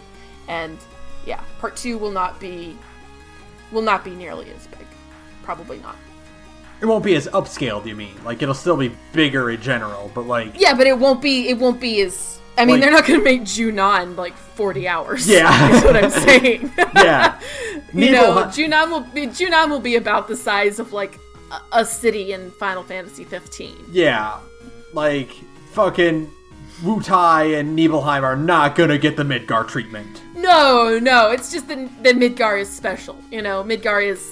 It's Midgar. And you know what? I'll even bet when you do the return to Midgar, a lot of that's going to be closed off. Oh, well, because you're just diving directly in and you're taking, like, a sewer. You're not going to get to re-explore Midgar like that. Like this is part 1 exclusive, baby. Like, I'll bet a lot of the return, like, you can get the Sector 5 key and sneak back into Midgar. Yeah. I'll bet a lot of that's going to be removed or put somewhere else. Like, I don't think you will be able to go back to Midgar on Disc 2. No, I don't think so either. I just don't think that's possible, y'all. So, just for the sake of brevity, for the sake of sanity, for the sake of getting the part 2 out by 2025, which is what we want. We want it out before another decade. Yeah. But... Let's see. So PS5 is slated for the end of 2020 because that's when Microsoft is going to put out Scarlet. So both will come out at about the same time to compete, like always. Mm-hmm. So I'm betting 2022, 23, maybe. I'm going to hopefully 2022. Yeah. I'm going to reasonably 2023. Yeah. And, late 2022, early 2023. It's a reasonable amount of time. If it comes out at all, who knows? Yeah. It could be another long honestly, wait. The thing that I want, though, like, the reason I'm, like, put it in 6 parts is fucking feed us, like, a 15-hour chunk every year and a half or so. Yeah, I'd be okay with that too, honestly. As long as I just got like just hook me up to a steady IV of Final Fantasy VII Remake content, baby, you'll be happy. Yeah, man. Boy, it's like, I cannot wait. They're probably gonna be showing another trailer where we'll get the Turks and Red 13. TGS. Yeah, TGS is coming up, that's right, yeah. We'll get something at TGS, because Square Enix is always at TGS. We'll get something there. We might even get Devil May Cry 5 DLC announcement at TGS, but I doubt it. We'll see. Well, fingers crossed as always for that. They did. TGS is a pretty big deal. Square Enix will be there. We'll probably get another trailer there. They did say they're going to be putting out more trailers and more information in the coming months. It's not going to be like, this is it until March. Yeah. It's not going to be a total media blackout. So more is coming. It's just, I mean, like, yeah, I could probably talk for another hour just about Final Fantasy VII Remake. How about Nomura coming out in shorts and t-shirt to One Winged Angel? I am afraid of that man. Nomura is very quiet and very powerful. He's very powerful, man. He's a scary man. Yeah. And very it's just, cool. God, it is so promising. You can see... I can't get over the scale of Midgar now. I literally, you showed me a screenshot of, like, the 1997 model for Midgar and the 2020 model for Midgar, and I almost started crying at work this morning. Like... Because, like... Oh, go ahead. It's so much bigger, and, like, back then it's like, oh, look at this, it's a 3D model, whatever. But then it's like, no, you could probably just do this, because I've played Spider-Man 4, and I know PS4, and I know what, like, a big city's capable of, and you could probably just walk around wherever the hell you want in Midgar now. I'm really hoping we get more gameplay of the top plate. I mean, if we're getting a 30-hour experience, we probably will get to go to the top of the plate more, which is exciting, because you don't really get to see the upper level of Midgar at all. You only get to see Shinra Tower, and, like, background establishing shots of the top of the plate, which is so sad. I want more. So we'll probably get to see the top of the plate. We'll get to explore around more. There's just gonna be more, like, character building in general, which is good. Like, I was reading Jason Schreier.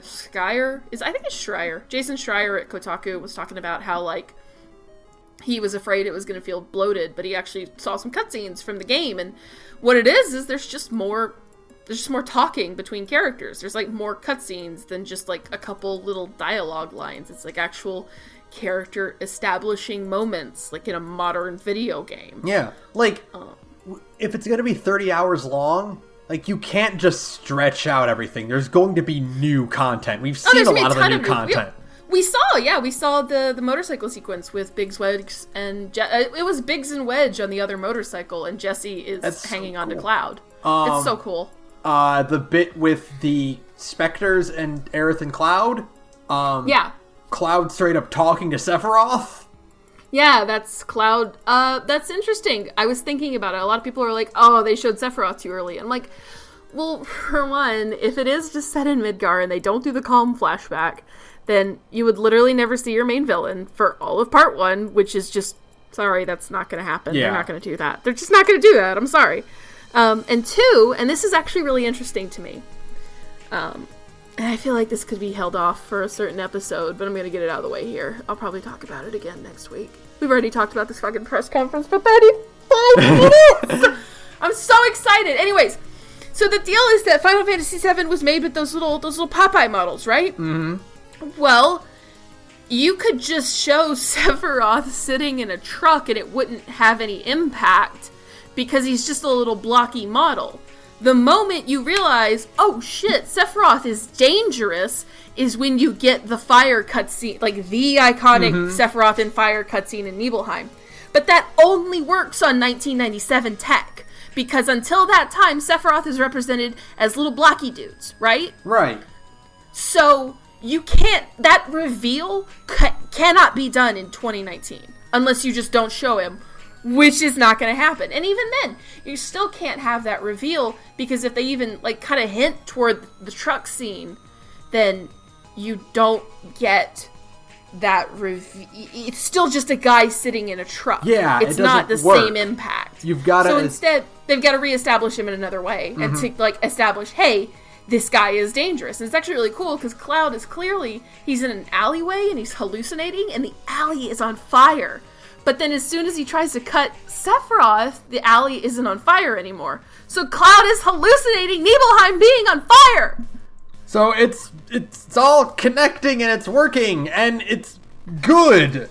I think it's gonna work. I'm losing my mind. I'm like, holy shit, they might actually pull this off. They might actually make Midgar 30 hours long, and the madmen might make it work. God. It's crazy to me. The more I think about it, I'm just like, we have a release date. We have a date. We have a date on the calendar that we can point at and go, it's coming out then worldwide. It's coming out then. Then!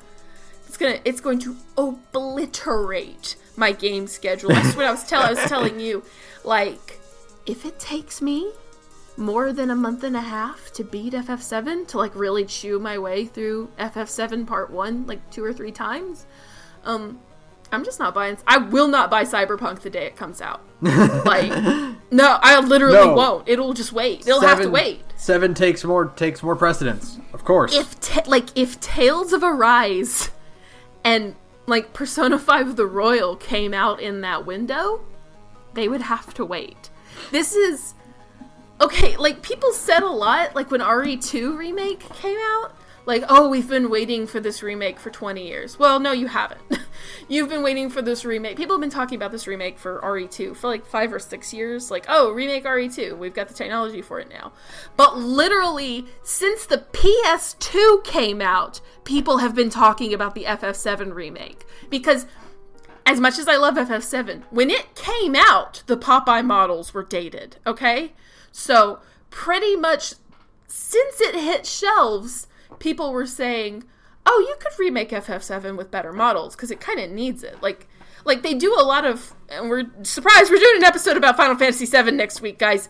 They do a lot of really cool stuff with camera moves that they never try again in other Final Fantasy, because it's too much work, and the Popeye models meant they could do it, but they never did it again.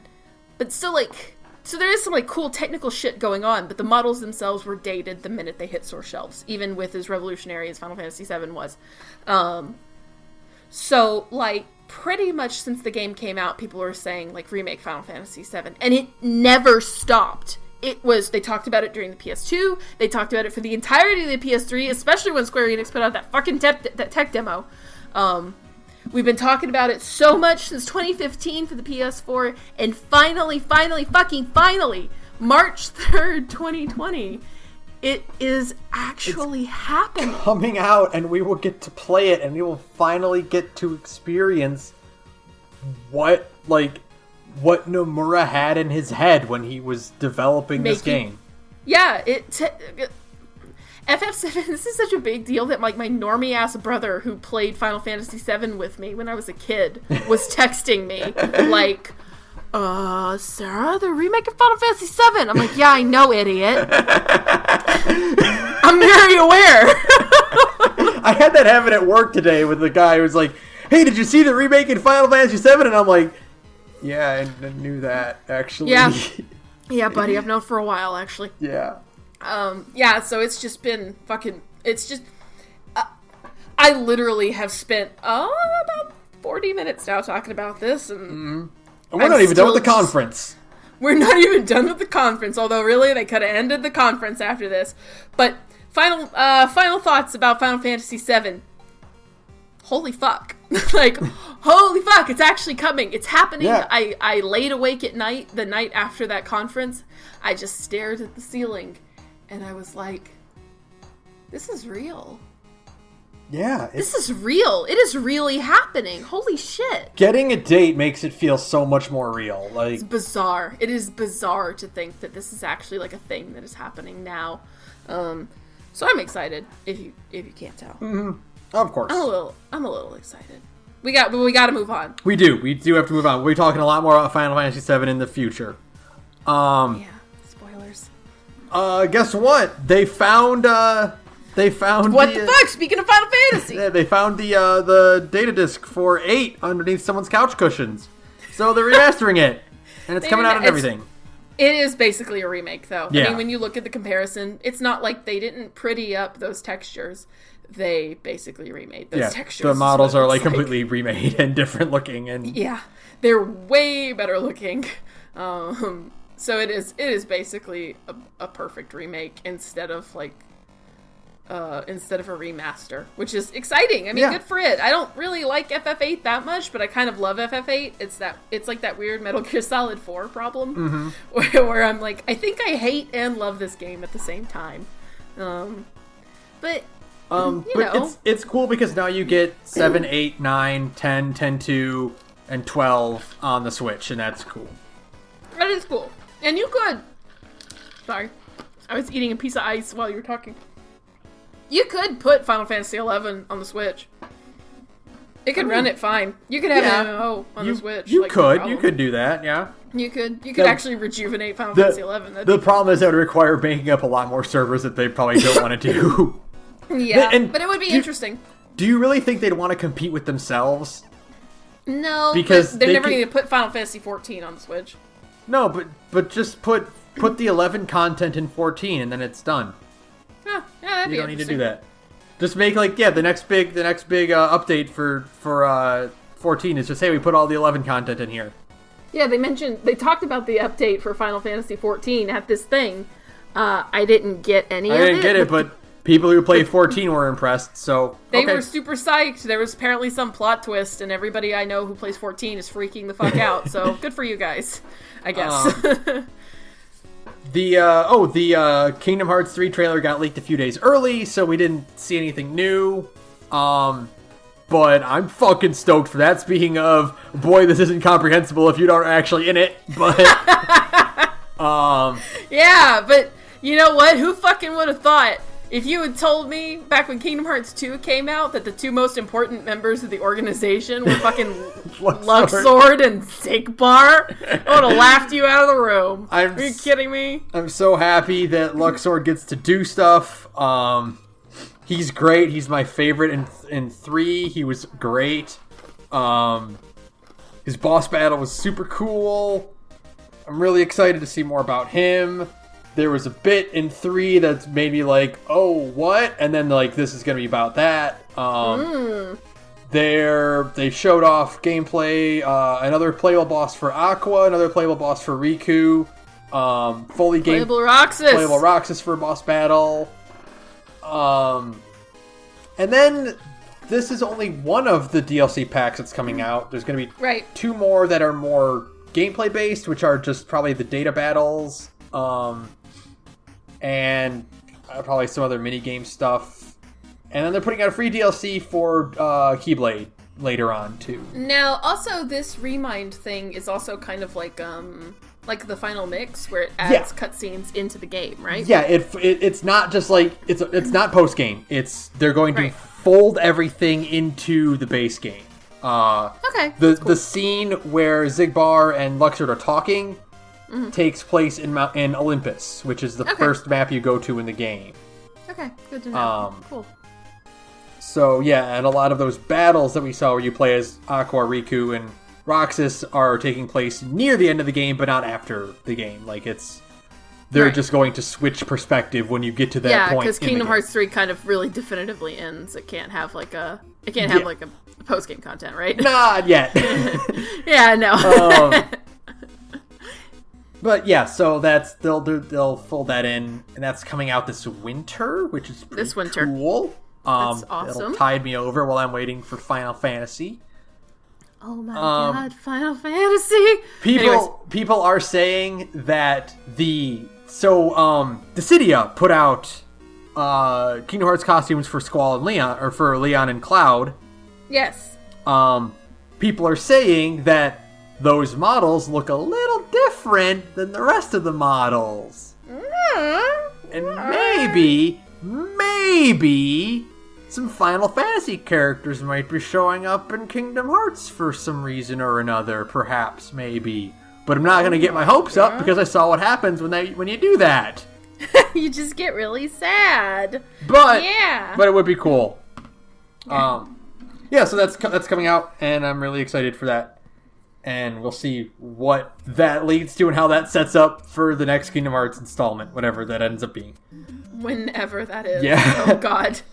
Oh god, Nomura's a little busy right now. Alright, so the People Can Fly the creators of Gears of War Judgment and Bulletstorm, announced Yes. Outriders, which looks interesting. Looks like a third-person shooter, and then it showed a cool-looking monster at the end, and I got really excited. It's like a weird kind of, probably some kind of supernatural. There's my English. Yeah. Supernatural kind of horror shooter game thing. So I'm pretty excited for it. I'd Yeah. like to see more details and know what it's about. I think it looks really cool. The blending of Japanese aesthetic with American devs like that is really cool. Yeah. I always like seeing this kind of cool collaboration projects because you get really interesting visuals out of the deal. You get, like, man with gun up against, like, weird lava mutated beast thing that looks kind of like a spirit. Yeah. Yeah, and that's cool. I'm cool with that. I like seeing things like that, so I'd like to know more about Outriders. And then finally, they had Marvel's Avengers finally revealed. And I think it looks. This is your stage, man. I think it looks really cool. People have a lot of complaints about it because the characters don't look right, but they're not supposed to look like their MCU counterparts. They're supposed to be different. Right.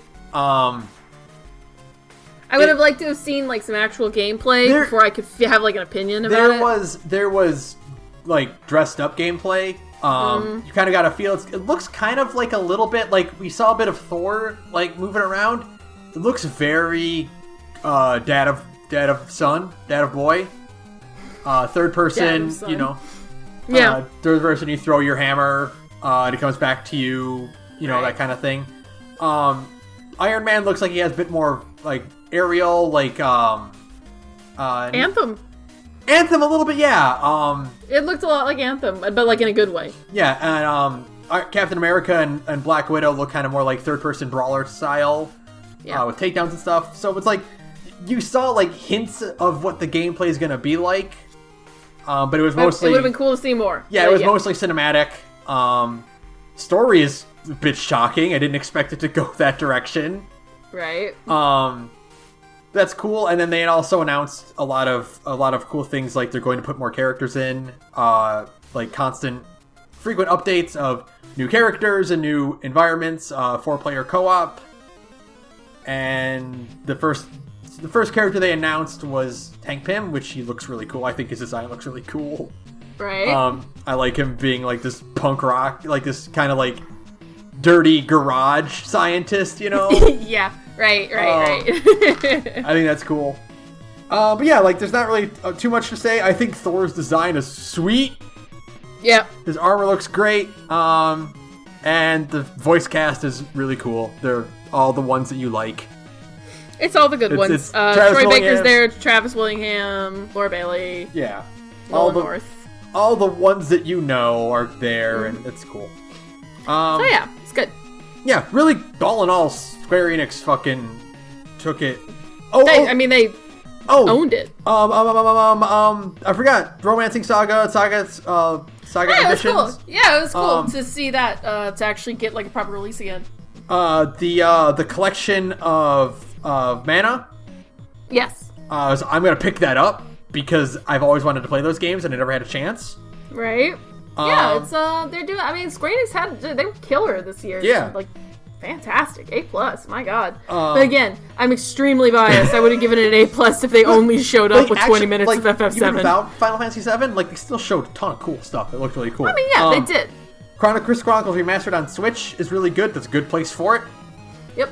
And Dragon Quest 11 on Switch with that cool pixel like retro version of it. Yeah, unexpected, very cool.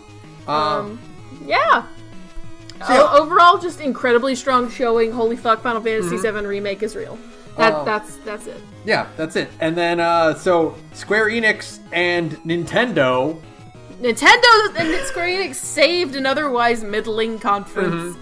They swept in. They're both like, look at our video games, and then they skipped off into the sunset holding hands. It was beautiful.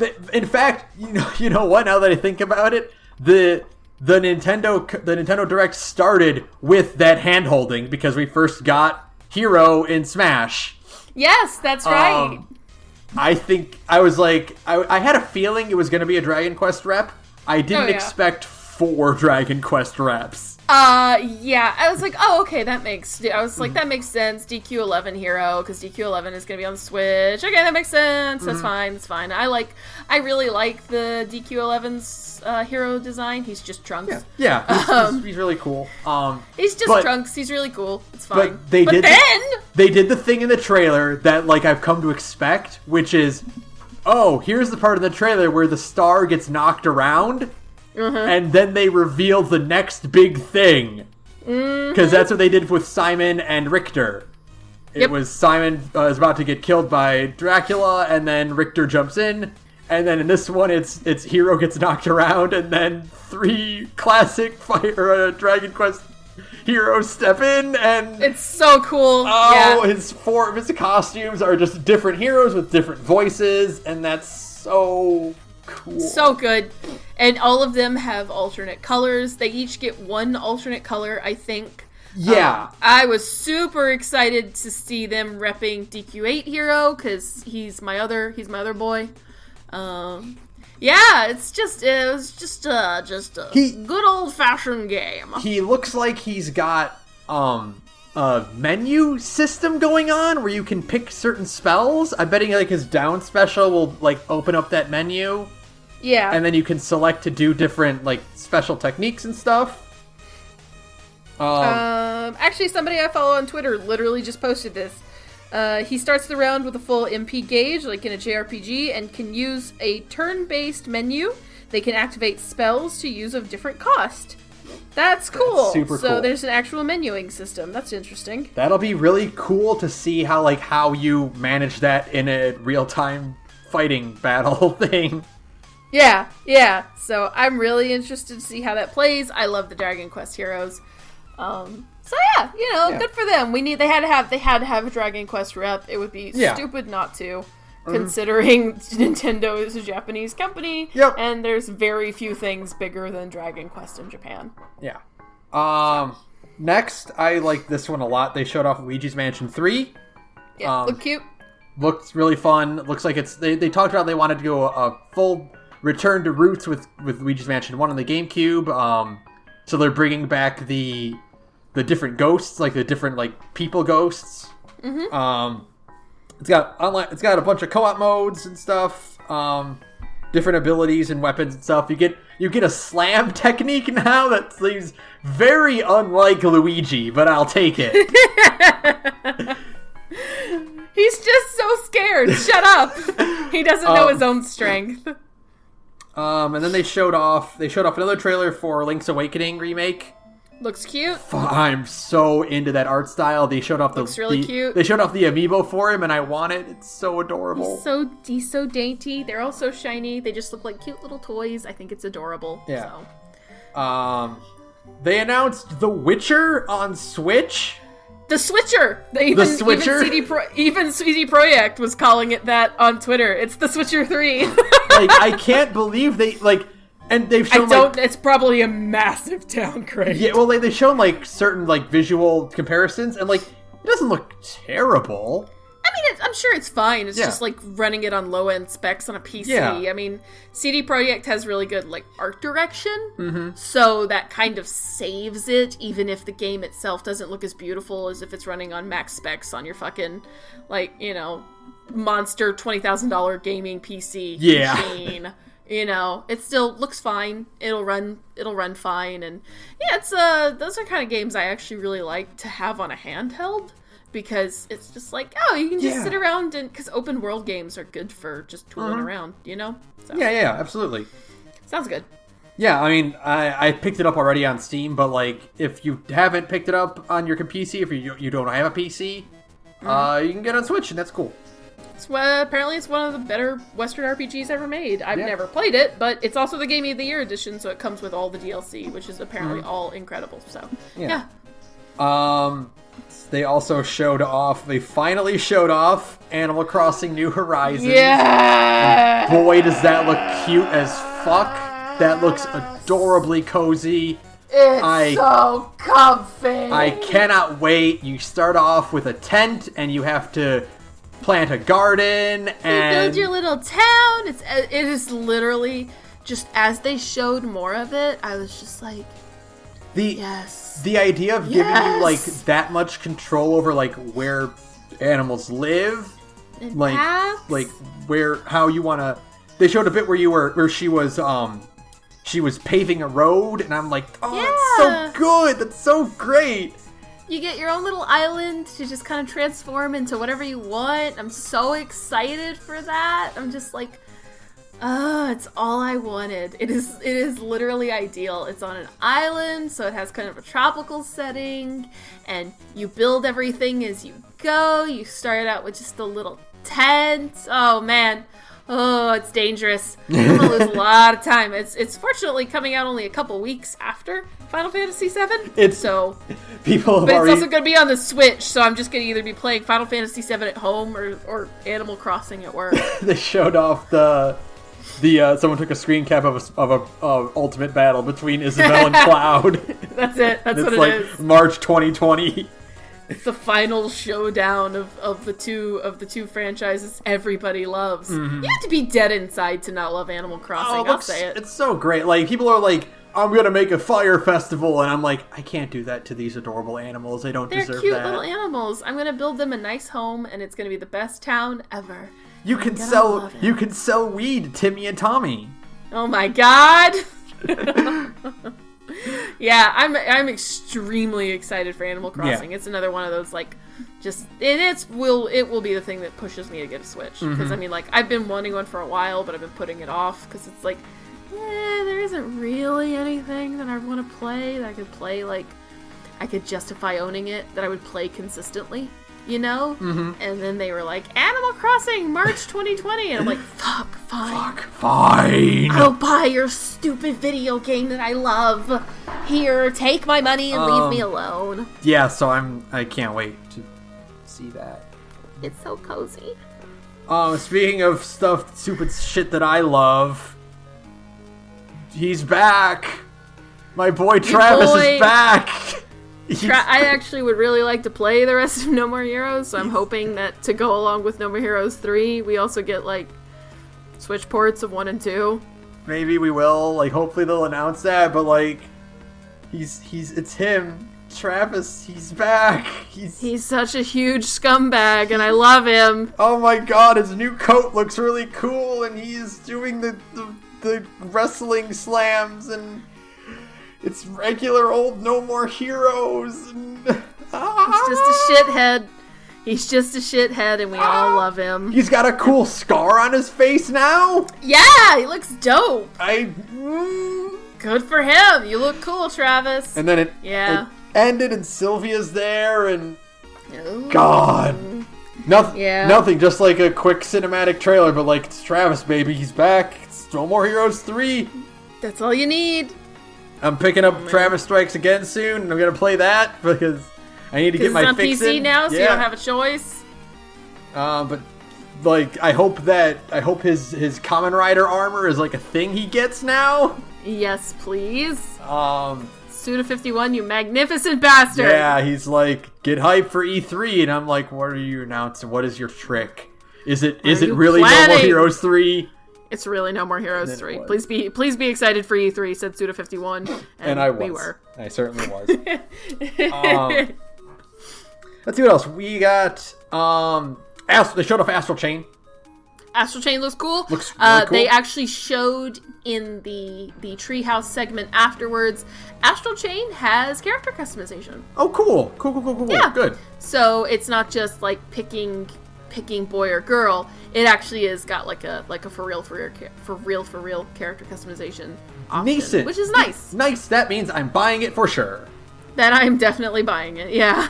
Because it's already a platinum game, and I was like, you can play as a lady. Oh, it's got character creation. I'm in. Okay. Yeah. Sounds cool. Sounds like a really interesting setting. So I'm very intrigued by it. Also, they were like, if non-astral users can't see astrals, and people are like, oh, so it's a stand. That's a stand. That's a stand. Even I knew that. Yeah. I'm like, that's a stand. Oh, so so they're stands. No, it's a stand. You gave a stand. That's fine. Platinum is making a JoJo game. Oh, thank God. This is like a little thing, but Fire Emblem Three Houses. I'm actually kind of interested in it because they did. So the thing when they were first announced Three Houses, I was like, it's set in a school and you play a teacher and you're romancing all your students. That sounds scummy and boring. It sounds like Persona, but not as good. And I was like, whatever. Surprise! There's a time skip 5 years later, and it's actually really fucked up and dark. Surprise! Most of the game is about a war between these former students that all used to like each other, but now they're in fucking bloody war, and you have to decide whether you want to keep your alliances or fucking throw them away for the sake of power. And yeah, it's actually a lot darker and weirder than you would expect. And one guy has an eye patch now, and he's just Aizen.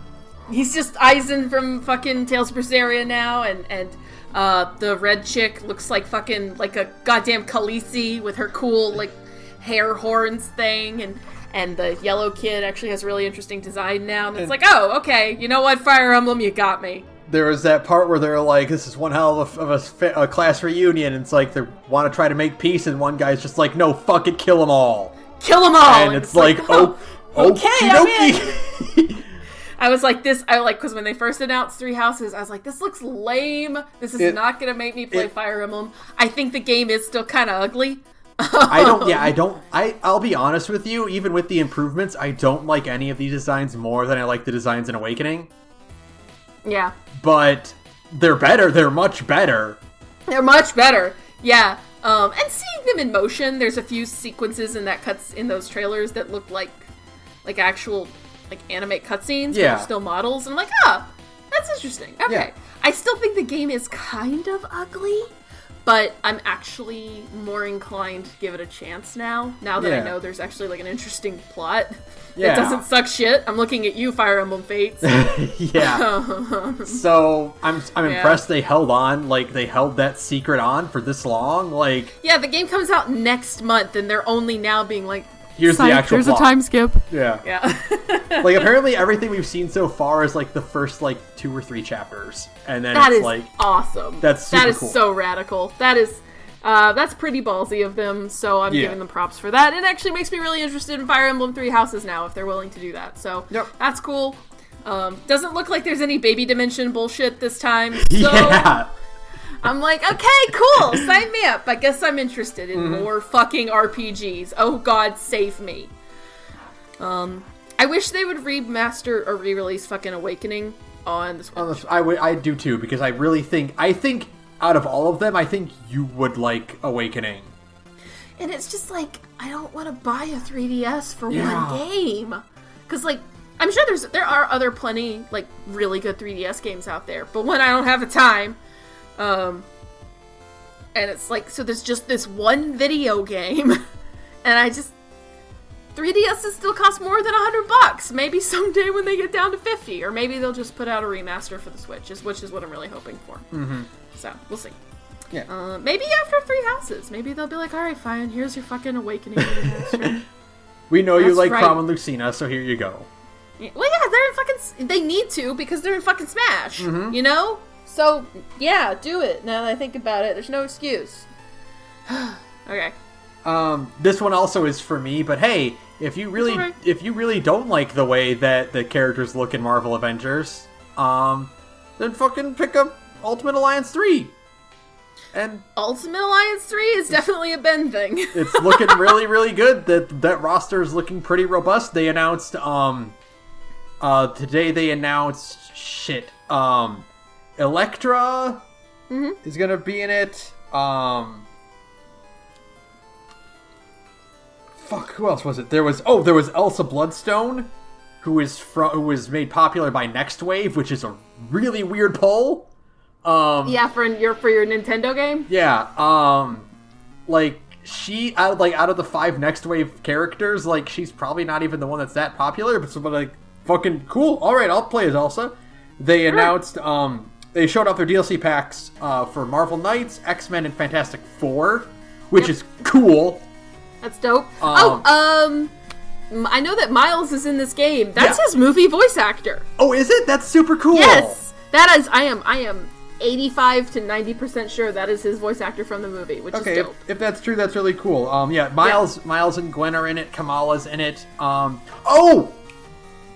back a bit to the Avengers game. People are saying that the opening narration, the narrator, like there's a girl voicing the narration. Yeah. People are saying that's Kamala. Oh, that's cool. Because it's about the Terrigen Mists, and that's what gave Kamala her powers in the comic. That's cool. Okay, so, that would be dope. And she's talking about how, like, you know, they were her heroes, and she looks up to all of them, and now they're gone, and all that, blah, blah, blah. So, like, that would be dope. That would be dope. That would be dope. But if she's not in that one, she's at least in Ultimate Alliance 3, which is cool, because I get to form a team of Spider-Man, Miles, Spider-Gwen, and Kamala, and I'm happy about that. Just roll the best characters. I'm super happy to see that Fantastic Four and X-Men are finally in a Marvel game. That's like on an official thing. It's like, hey, it's not just MCU characters. It's all of them. Cool. Marvel Knights will probably be like Punisher and Luke Cage and Iron Fist and stuff, which is pretty cool. Right. Yeah, so I'm really excited about that. That looks great. I loved Ultimate Alliance 1, so fuck yeah. Fucking excellent. Fuck yeah. Is it time? I think it's time. Breath of the Wild 2! Breath of the Wild fucking 2 is coming! They fucking threw that at the end of their thing. They're like, hey, assholes! We got another one for you. It's got short-haired Zelda and like freaky horror shit. And I'm like, I'm listening, Nintendo. And then like Link's arm is gonna fall off, and he's gonna get a magic arm instead. You have a cool magic arm. It's just Devil May Cry 5. Everything is Devil May Cry 5 now, is what I've decided. Because Cloud has a stinger. We didn't even mention that. Cloud has a stinger in Final Fantasy VII Remake. Cloud has a stinger, and Tifa is just Beowulf. She's just Beowulf. So, and now, fucking Link has got a Devil Breaker. So you know what? It's just Devil May Cry 5 all the way down, y'all. Yeah, no, they were saying in a Treehouse interview after the Direct that they're saying it's a little bit darker than Majora's Mask. That's scary. I know. I'm so excited. I'm pretty stoked by the notion of a Wind Waker that is a little bit darker. That fucking Ganondorf corpse thing. What the fuck was that?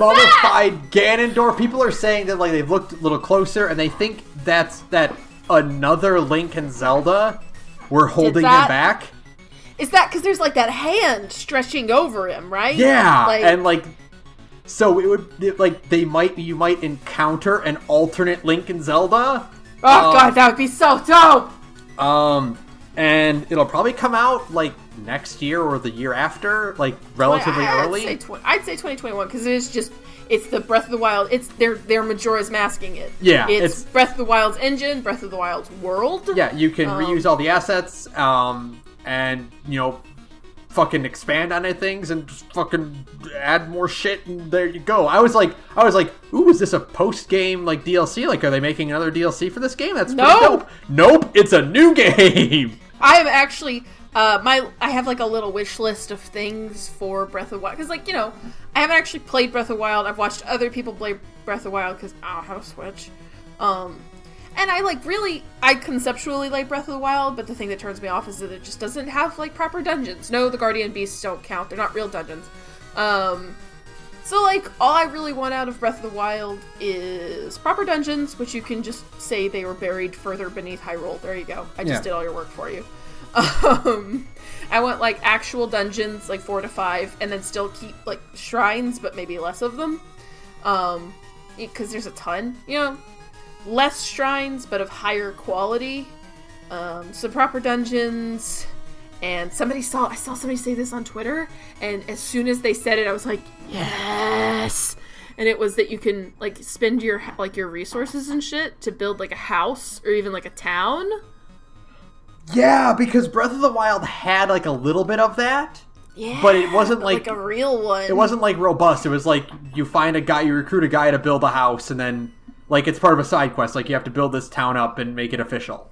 Yeah, but, like a real kind of maintaining that's like a thing, you know, like building a new capital is kind of what I'm hoping for. That'd be dope. Also, can we get an item box, please? Oh my god, yes. Please let me have an item box.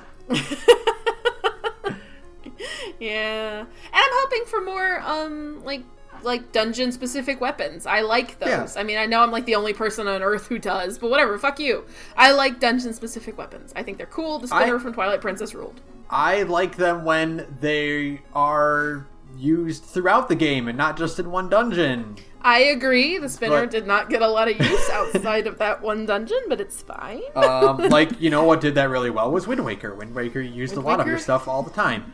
And fucking Ocarina of Time. Okay, you didn't use the hammer that much. But otherwise, yes. But yeah, so fucking Breath of the Wild Majora's Mask version. Fucking... short-haired Zelda is extremely cute. Oh my god. god. Adorable. We love her. We love one daughter. She's so cute. I like Link's, like, their tunics are slightly different, too. Mm-hmm. Link's wearing a bit more armor on his, which I think is dope. Yeah. He's like a knight now. Yeah, I'm really, really excited. I'm like super glad that it's Breath of the Wild 2, you know? Right, yeah. Because that world was... expand on that more. That world was probably my favorite out of all the Zeldas. It'd be a shame to leave it so soon. That Link and Zelda were my favorite incarnations of them.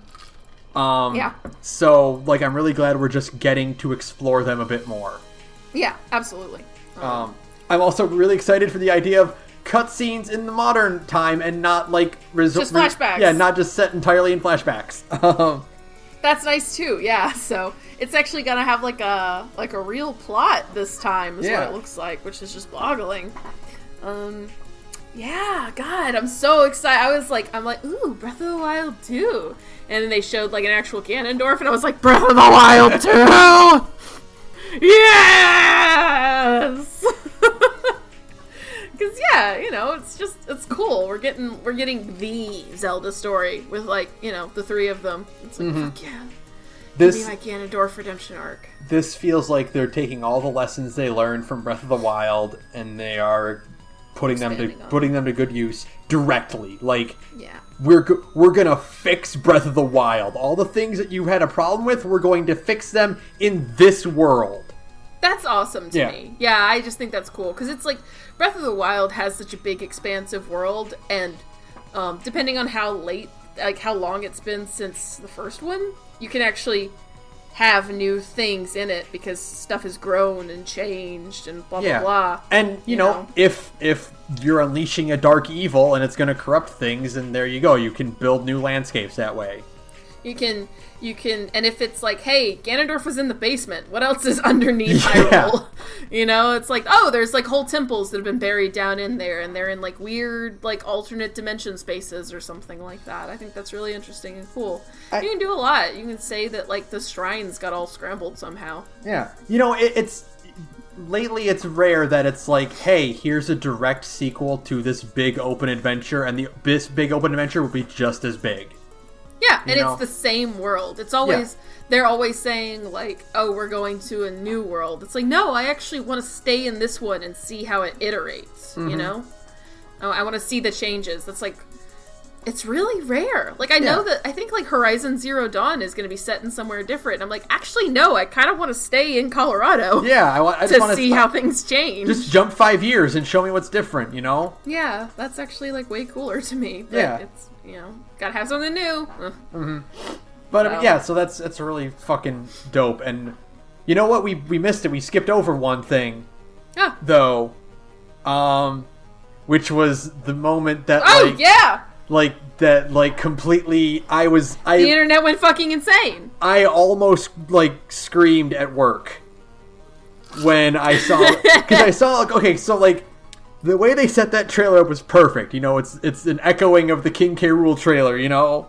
Yeah. And I'm like, so everyone had the same, like, I've seen, like, compilation clips of, like, everyone had the same reaction, where it's the scene of Donkey Kong, Diddy, and King K. Rool in the treehouse. And then the jiggy bounces across the screen, and everyone's like, what? And then they do the duck hunt thing, and Nope, Duck Hunt fake out. It's a fake out, and then no, it's him. It's them. It's your favorites. It's your favorite duo, Bird and Bear. It's are back. your boys. Yeah. Bird and Bear Bird are back. Banjo Bird and Bear. Banjo Kazooie get to be in Smash. They get to be back where they belong on a Nintendo console. It's so dope. It's so cute to have like K. Rool and Diddy and Donkey Kong being like old friends. So cute. That gif of them just like Donkey Kong's like pumping his arms and like everybody's freaking out the window is so good. You can just use that for anything. Right? You're welcome, internet. Their design looks so good. They've completely thrown out the awful nuts and bolts design. Yeah. It's fucking classic Banjo-Kazooie, Banjo-Tooie style. They directly got Grant Kirkhope back to do the music, which he was doing they interviewed him and they're like, he's like, they don't do that. They they'll credit you and they'll take inspiration from you, like, but all the remixes are like they use their own studio to remix that. Yeah, it's in house. They're like, no, we want you, like, because the interview, according to the interview, is like when they were doing Rabbids, like he did music for Mario Kingdom vs. Rabbids. Yeah. And they're like, Grant Kirkhope, Ubisoft's like, Nintendo wants your phone number. Can we give them your contact information? He's like, oh my God. You fucking absolutely can. And they're like, he's like, what does they want me to do? Like, okay, maybe they want me to do like a Rabbids DLC or like they have something down the line. He's like, I even thought maybe they want to put Banjo in Smash. Maybe they want to put Banjo in Smash. And then it's like, they want to put Banjo they in do Smash. actually want to put Banjo-Kazooie in Smash. And then so hype. He's like he tweeted like, I don't know how I held that in this long.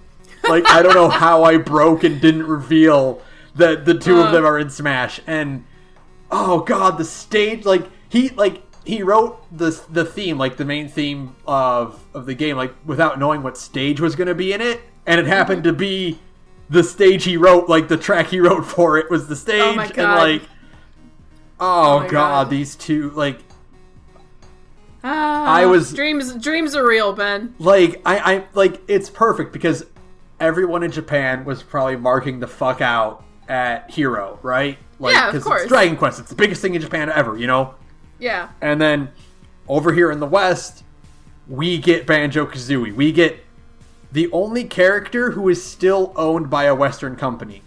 Like, yeah. King K. Rool was the first character designed by a Western studio, but he's owned by Nintendo now. Yeah, but of course. Banjo and Kazooie are still owned by Rare, and god, that's so cool. They get to god, and Banjo and Kazooie are raring to go. Yeah. They knew. So good. It's so good. Oh man. And then Phil Spencer was on Twitter being like, yes. I'm like, good for you, Phil Spencer. That's great. People are like, they're showing like, oh my god, look at the moves. Like, it's just all these old things. Like, I remember getting that move in the game, and oh my god, like, Banjo-Kazooie was like defining for me as a kid. Right. And absolutely. Like I genuinely, like, this is one of those things where it's like, oh fucking, I love video games because, like, oh god, yeah, you get that genuine, like, joy. Oh, this is it. This is what I like. All these, that's exactly how I remember. Like, all these warm memories are coming back, and it's like just the idea of like the setup of the trailer. Like, most of the Smash trailers are like, oh, here's the character, and they're doing their cool stuff, and like, they might have a funny gag with so and so or whatever, like the Simon trailer is Simon saving Luigi from death and Dracula and all that, and it's like, but the fact that this trailer is Donkey Kong, Diddy Kong, and King K. Rool like cheering that their friend is back. Yeah, it's like, it's cute. So, it's good. Because and even the Dragon Quest one was Hero saving Link from, possessed characters and stuff and all that. It's like, no, this one is, hey, we know what you want, and it's your friend, and he's back where he belongs, and everyone's happy to see him. Your friend is back on Nintendo, and literally everybody is so happy. Yeah, that's what I was saying. Like, sometimes you get it, like, with these announcements, you get the purest expression of human joy, which everybody thinks of either, one, the best friends reacting to DMC5, yeah. or going back to Square Enix for a minute, the Game Trailers guys, who now run the channel Easy Allies, by the way. The Game Trailers guys reacting to the Square Enix FF7 remake. Where one guy just stands on his chair because he's so excited. And they are just so, like, overwhelmed with emotion that, like, they are just, they don't even know what to say, and they don't even know what to do. And I saw, like, the absolutely insane reaction from, like, a Nintendo watch party in New York. Oh my god, yeah! Everybody just losing their mind. Like, it's like their team won the Super Bowl, you know? It's like their team won the Super Bowl, yeah, of course. And it's just, like, it is the purest expression, I call it every time, the purest expression of human joy, because you are just so happy to see another person's work of art, basically, you know? And, like, I think, like, it's so great because, like, you know, you have Grant Kirkhope, and he's, like, he tweeted, like, he's like how overwhelmed he is, and, like, I don't know what it is, but, like, you see that all the time, like, celebrities, like, I'm so overwhelmed by the response or whatever, but, like, I think because Grant Kirkhope has such, like, a personal connection with his fan base, like, he was on the H Bomber Guy stream, you know? Yeah, of course. So it's like, when you see that, and it's just like, like, God, he really cares about this stuff, you know? Yeah, like, I mean, it is their art. It's their art is being received with nothing but joy. So, I mean, like, the detractors are so small, they're basically non-existent. And it's like, how can, it's like inconceivable, like, how could you be mad that it's Banjo? Did you not play Banjo-Kazooie? It's Banjo! Everybody likes Banjo and Kazooie. They're fucking really good games. You should play them. They're really cute designs. Everybody likes Banjo and Kazooie. Are you dead inside? It's the Animal Crossing thing again. Like, right? You have to be dead inside to not be excited. Because it's just good. It's just good! That's what I love. Like, I'm thinking about it because, like, there's 3 characters I want in Smash, and it's in order. It was Sora, Banjo-Kazooie, and Dante. Yes. And I'm thinking, like, when they show the hero trailer, I'm like, you know what? That's fine, because Nintendo was putting so much love and care. He's got 4 alternate costumes. I know. You know? Yeah, they're putting all this love into the character, and it's like. That's great. Even if I don't know who that character is, the fact that they care this much to put that much in is still cool and impressive and fun.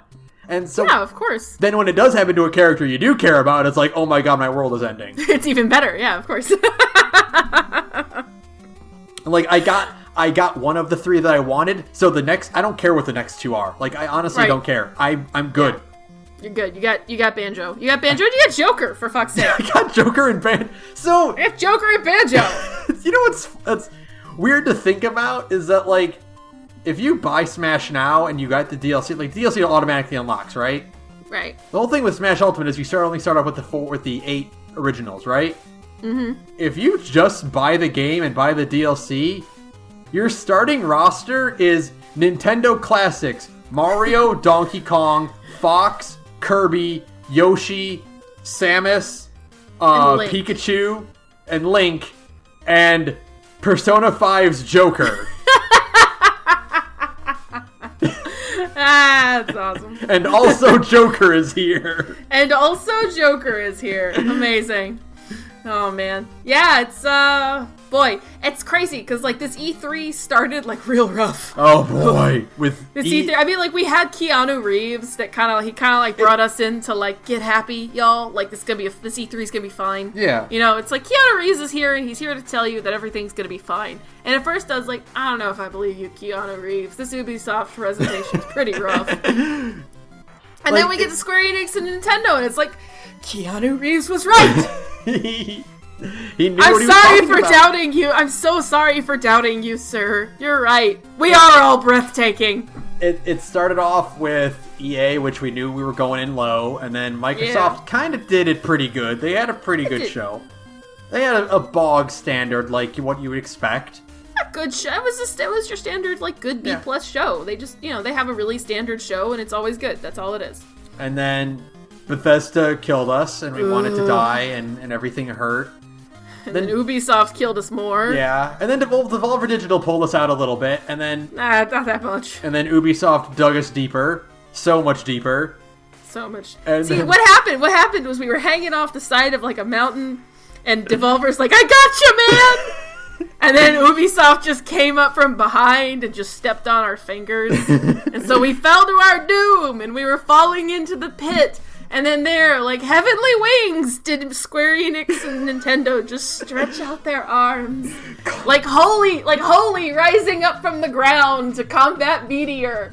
Did they come and just sweep us up and put us back gently on our feet? And they were like, it's gonna be okay. Tifa Lockhart and Banjo and Kazooie swooped in to save us at the last second.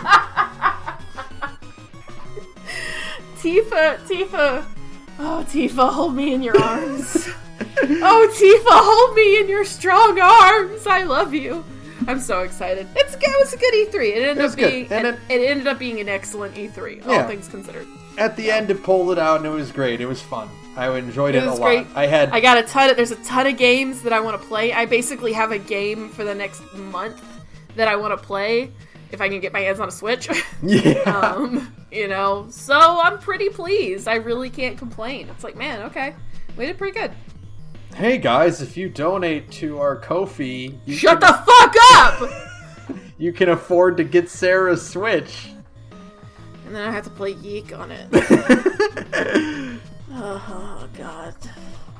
Why you gotta bring me down at the end of this? I was in a really good headspace where I was imagining, like, Tifa Lockhart, like, saving me from falling in my doom.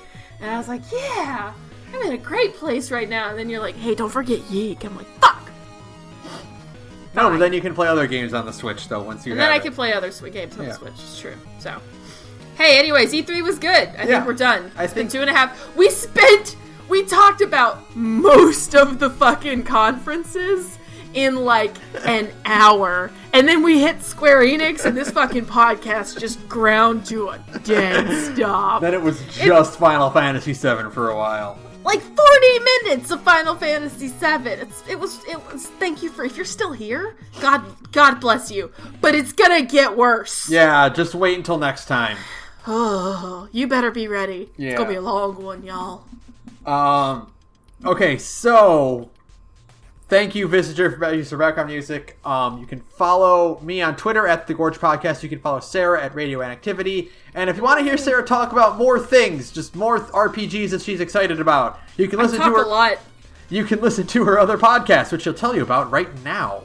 I talk a lot about a lot of things. Hey, I'm in another podcast called Big Gay Nerds, where me and a bunch of cool queer friends get together and we play tabletop games. We just went back to Blades in the Dark, a Dishonored and Thief-themed system based around pulling off cool heists in a supernatural Victorian world.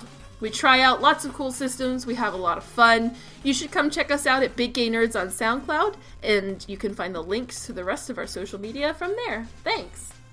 All right, and that'll do it for us. Boy, this one's easy. Is it? And fuck Ubisoft. Fuck Ubisoft and fuck Tom Clancy. Dig Tom Clancy. Tom Clancy died 6 years ago. Dig him up. Dig him up and let me burn him in effigy so that maybe I'll finally be free from this fucking Tom Clancy nightmare that Ubisoft is making me live in. Can we get someone to exorcise the ghost of Tom Clancy from Ubisoft so we can leave him alone? Just walk around with a priest and some holy water through, like, Ubisoft's French offices. The power of Christ compels you, you know?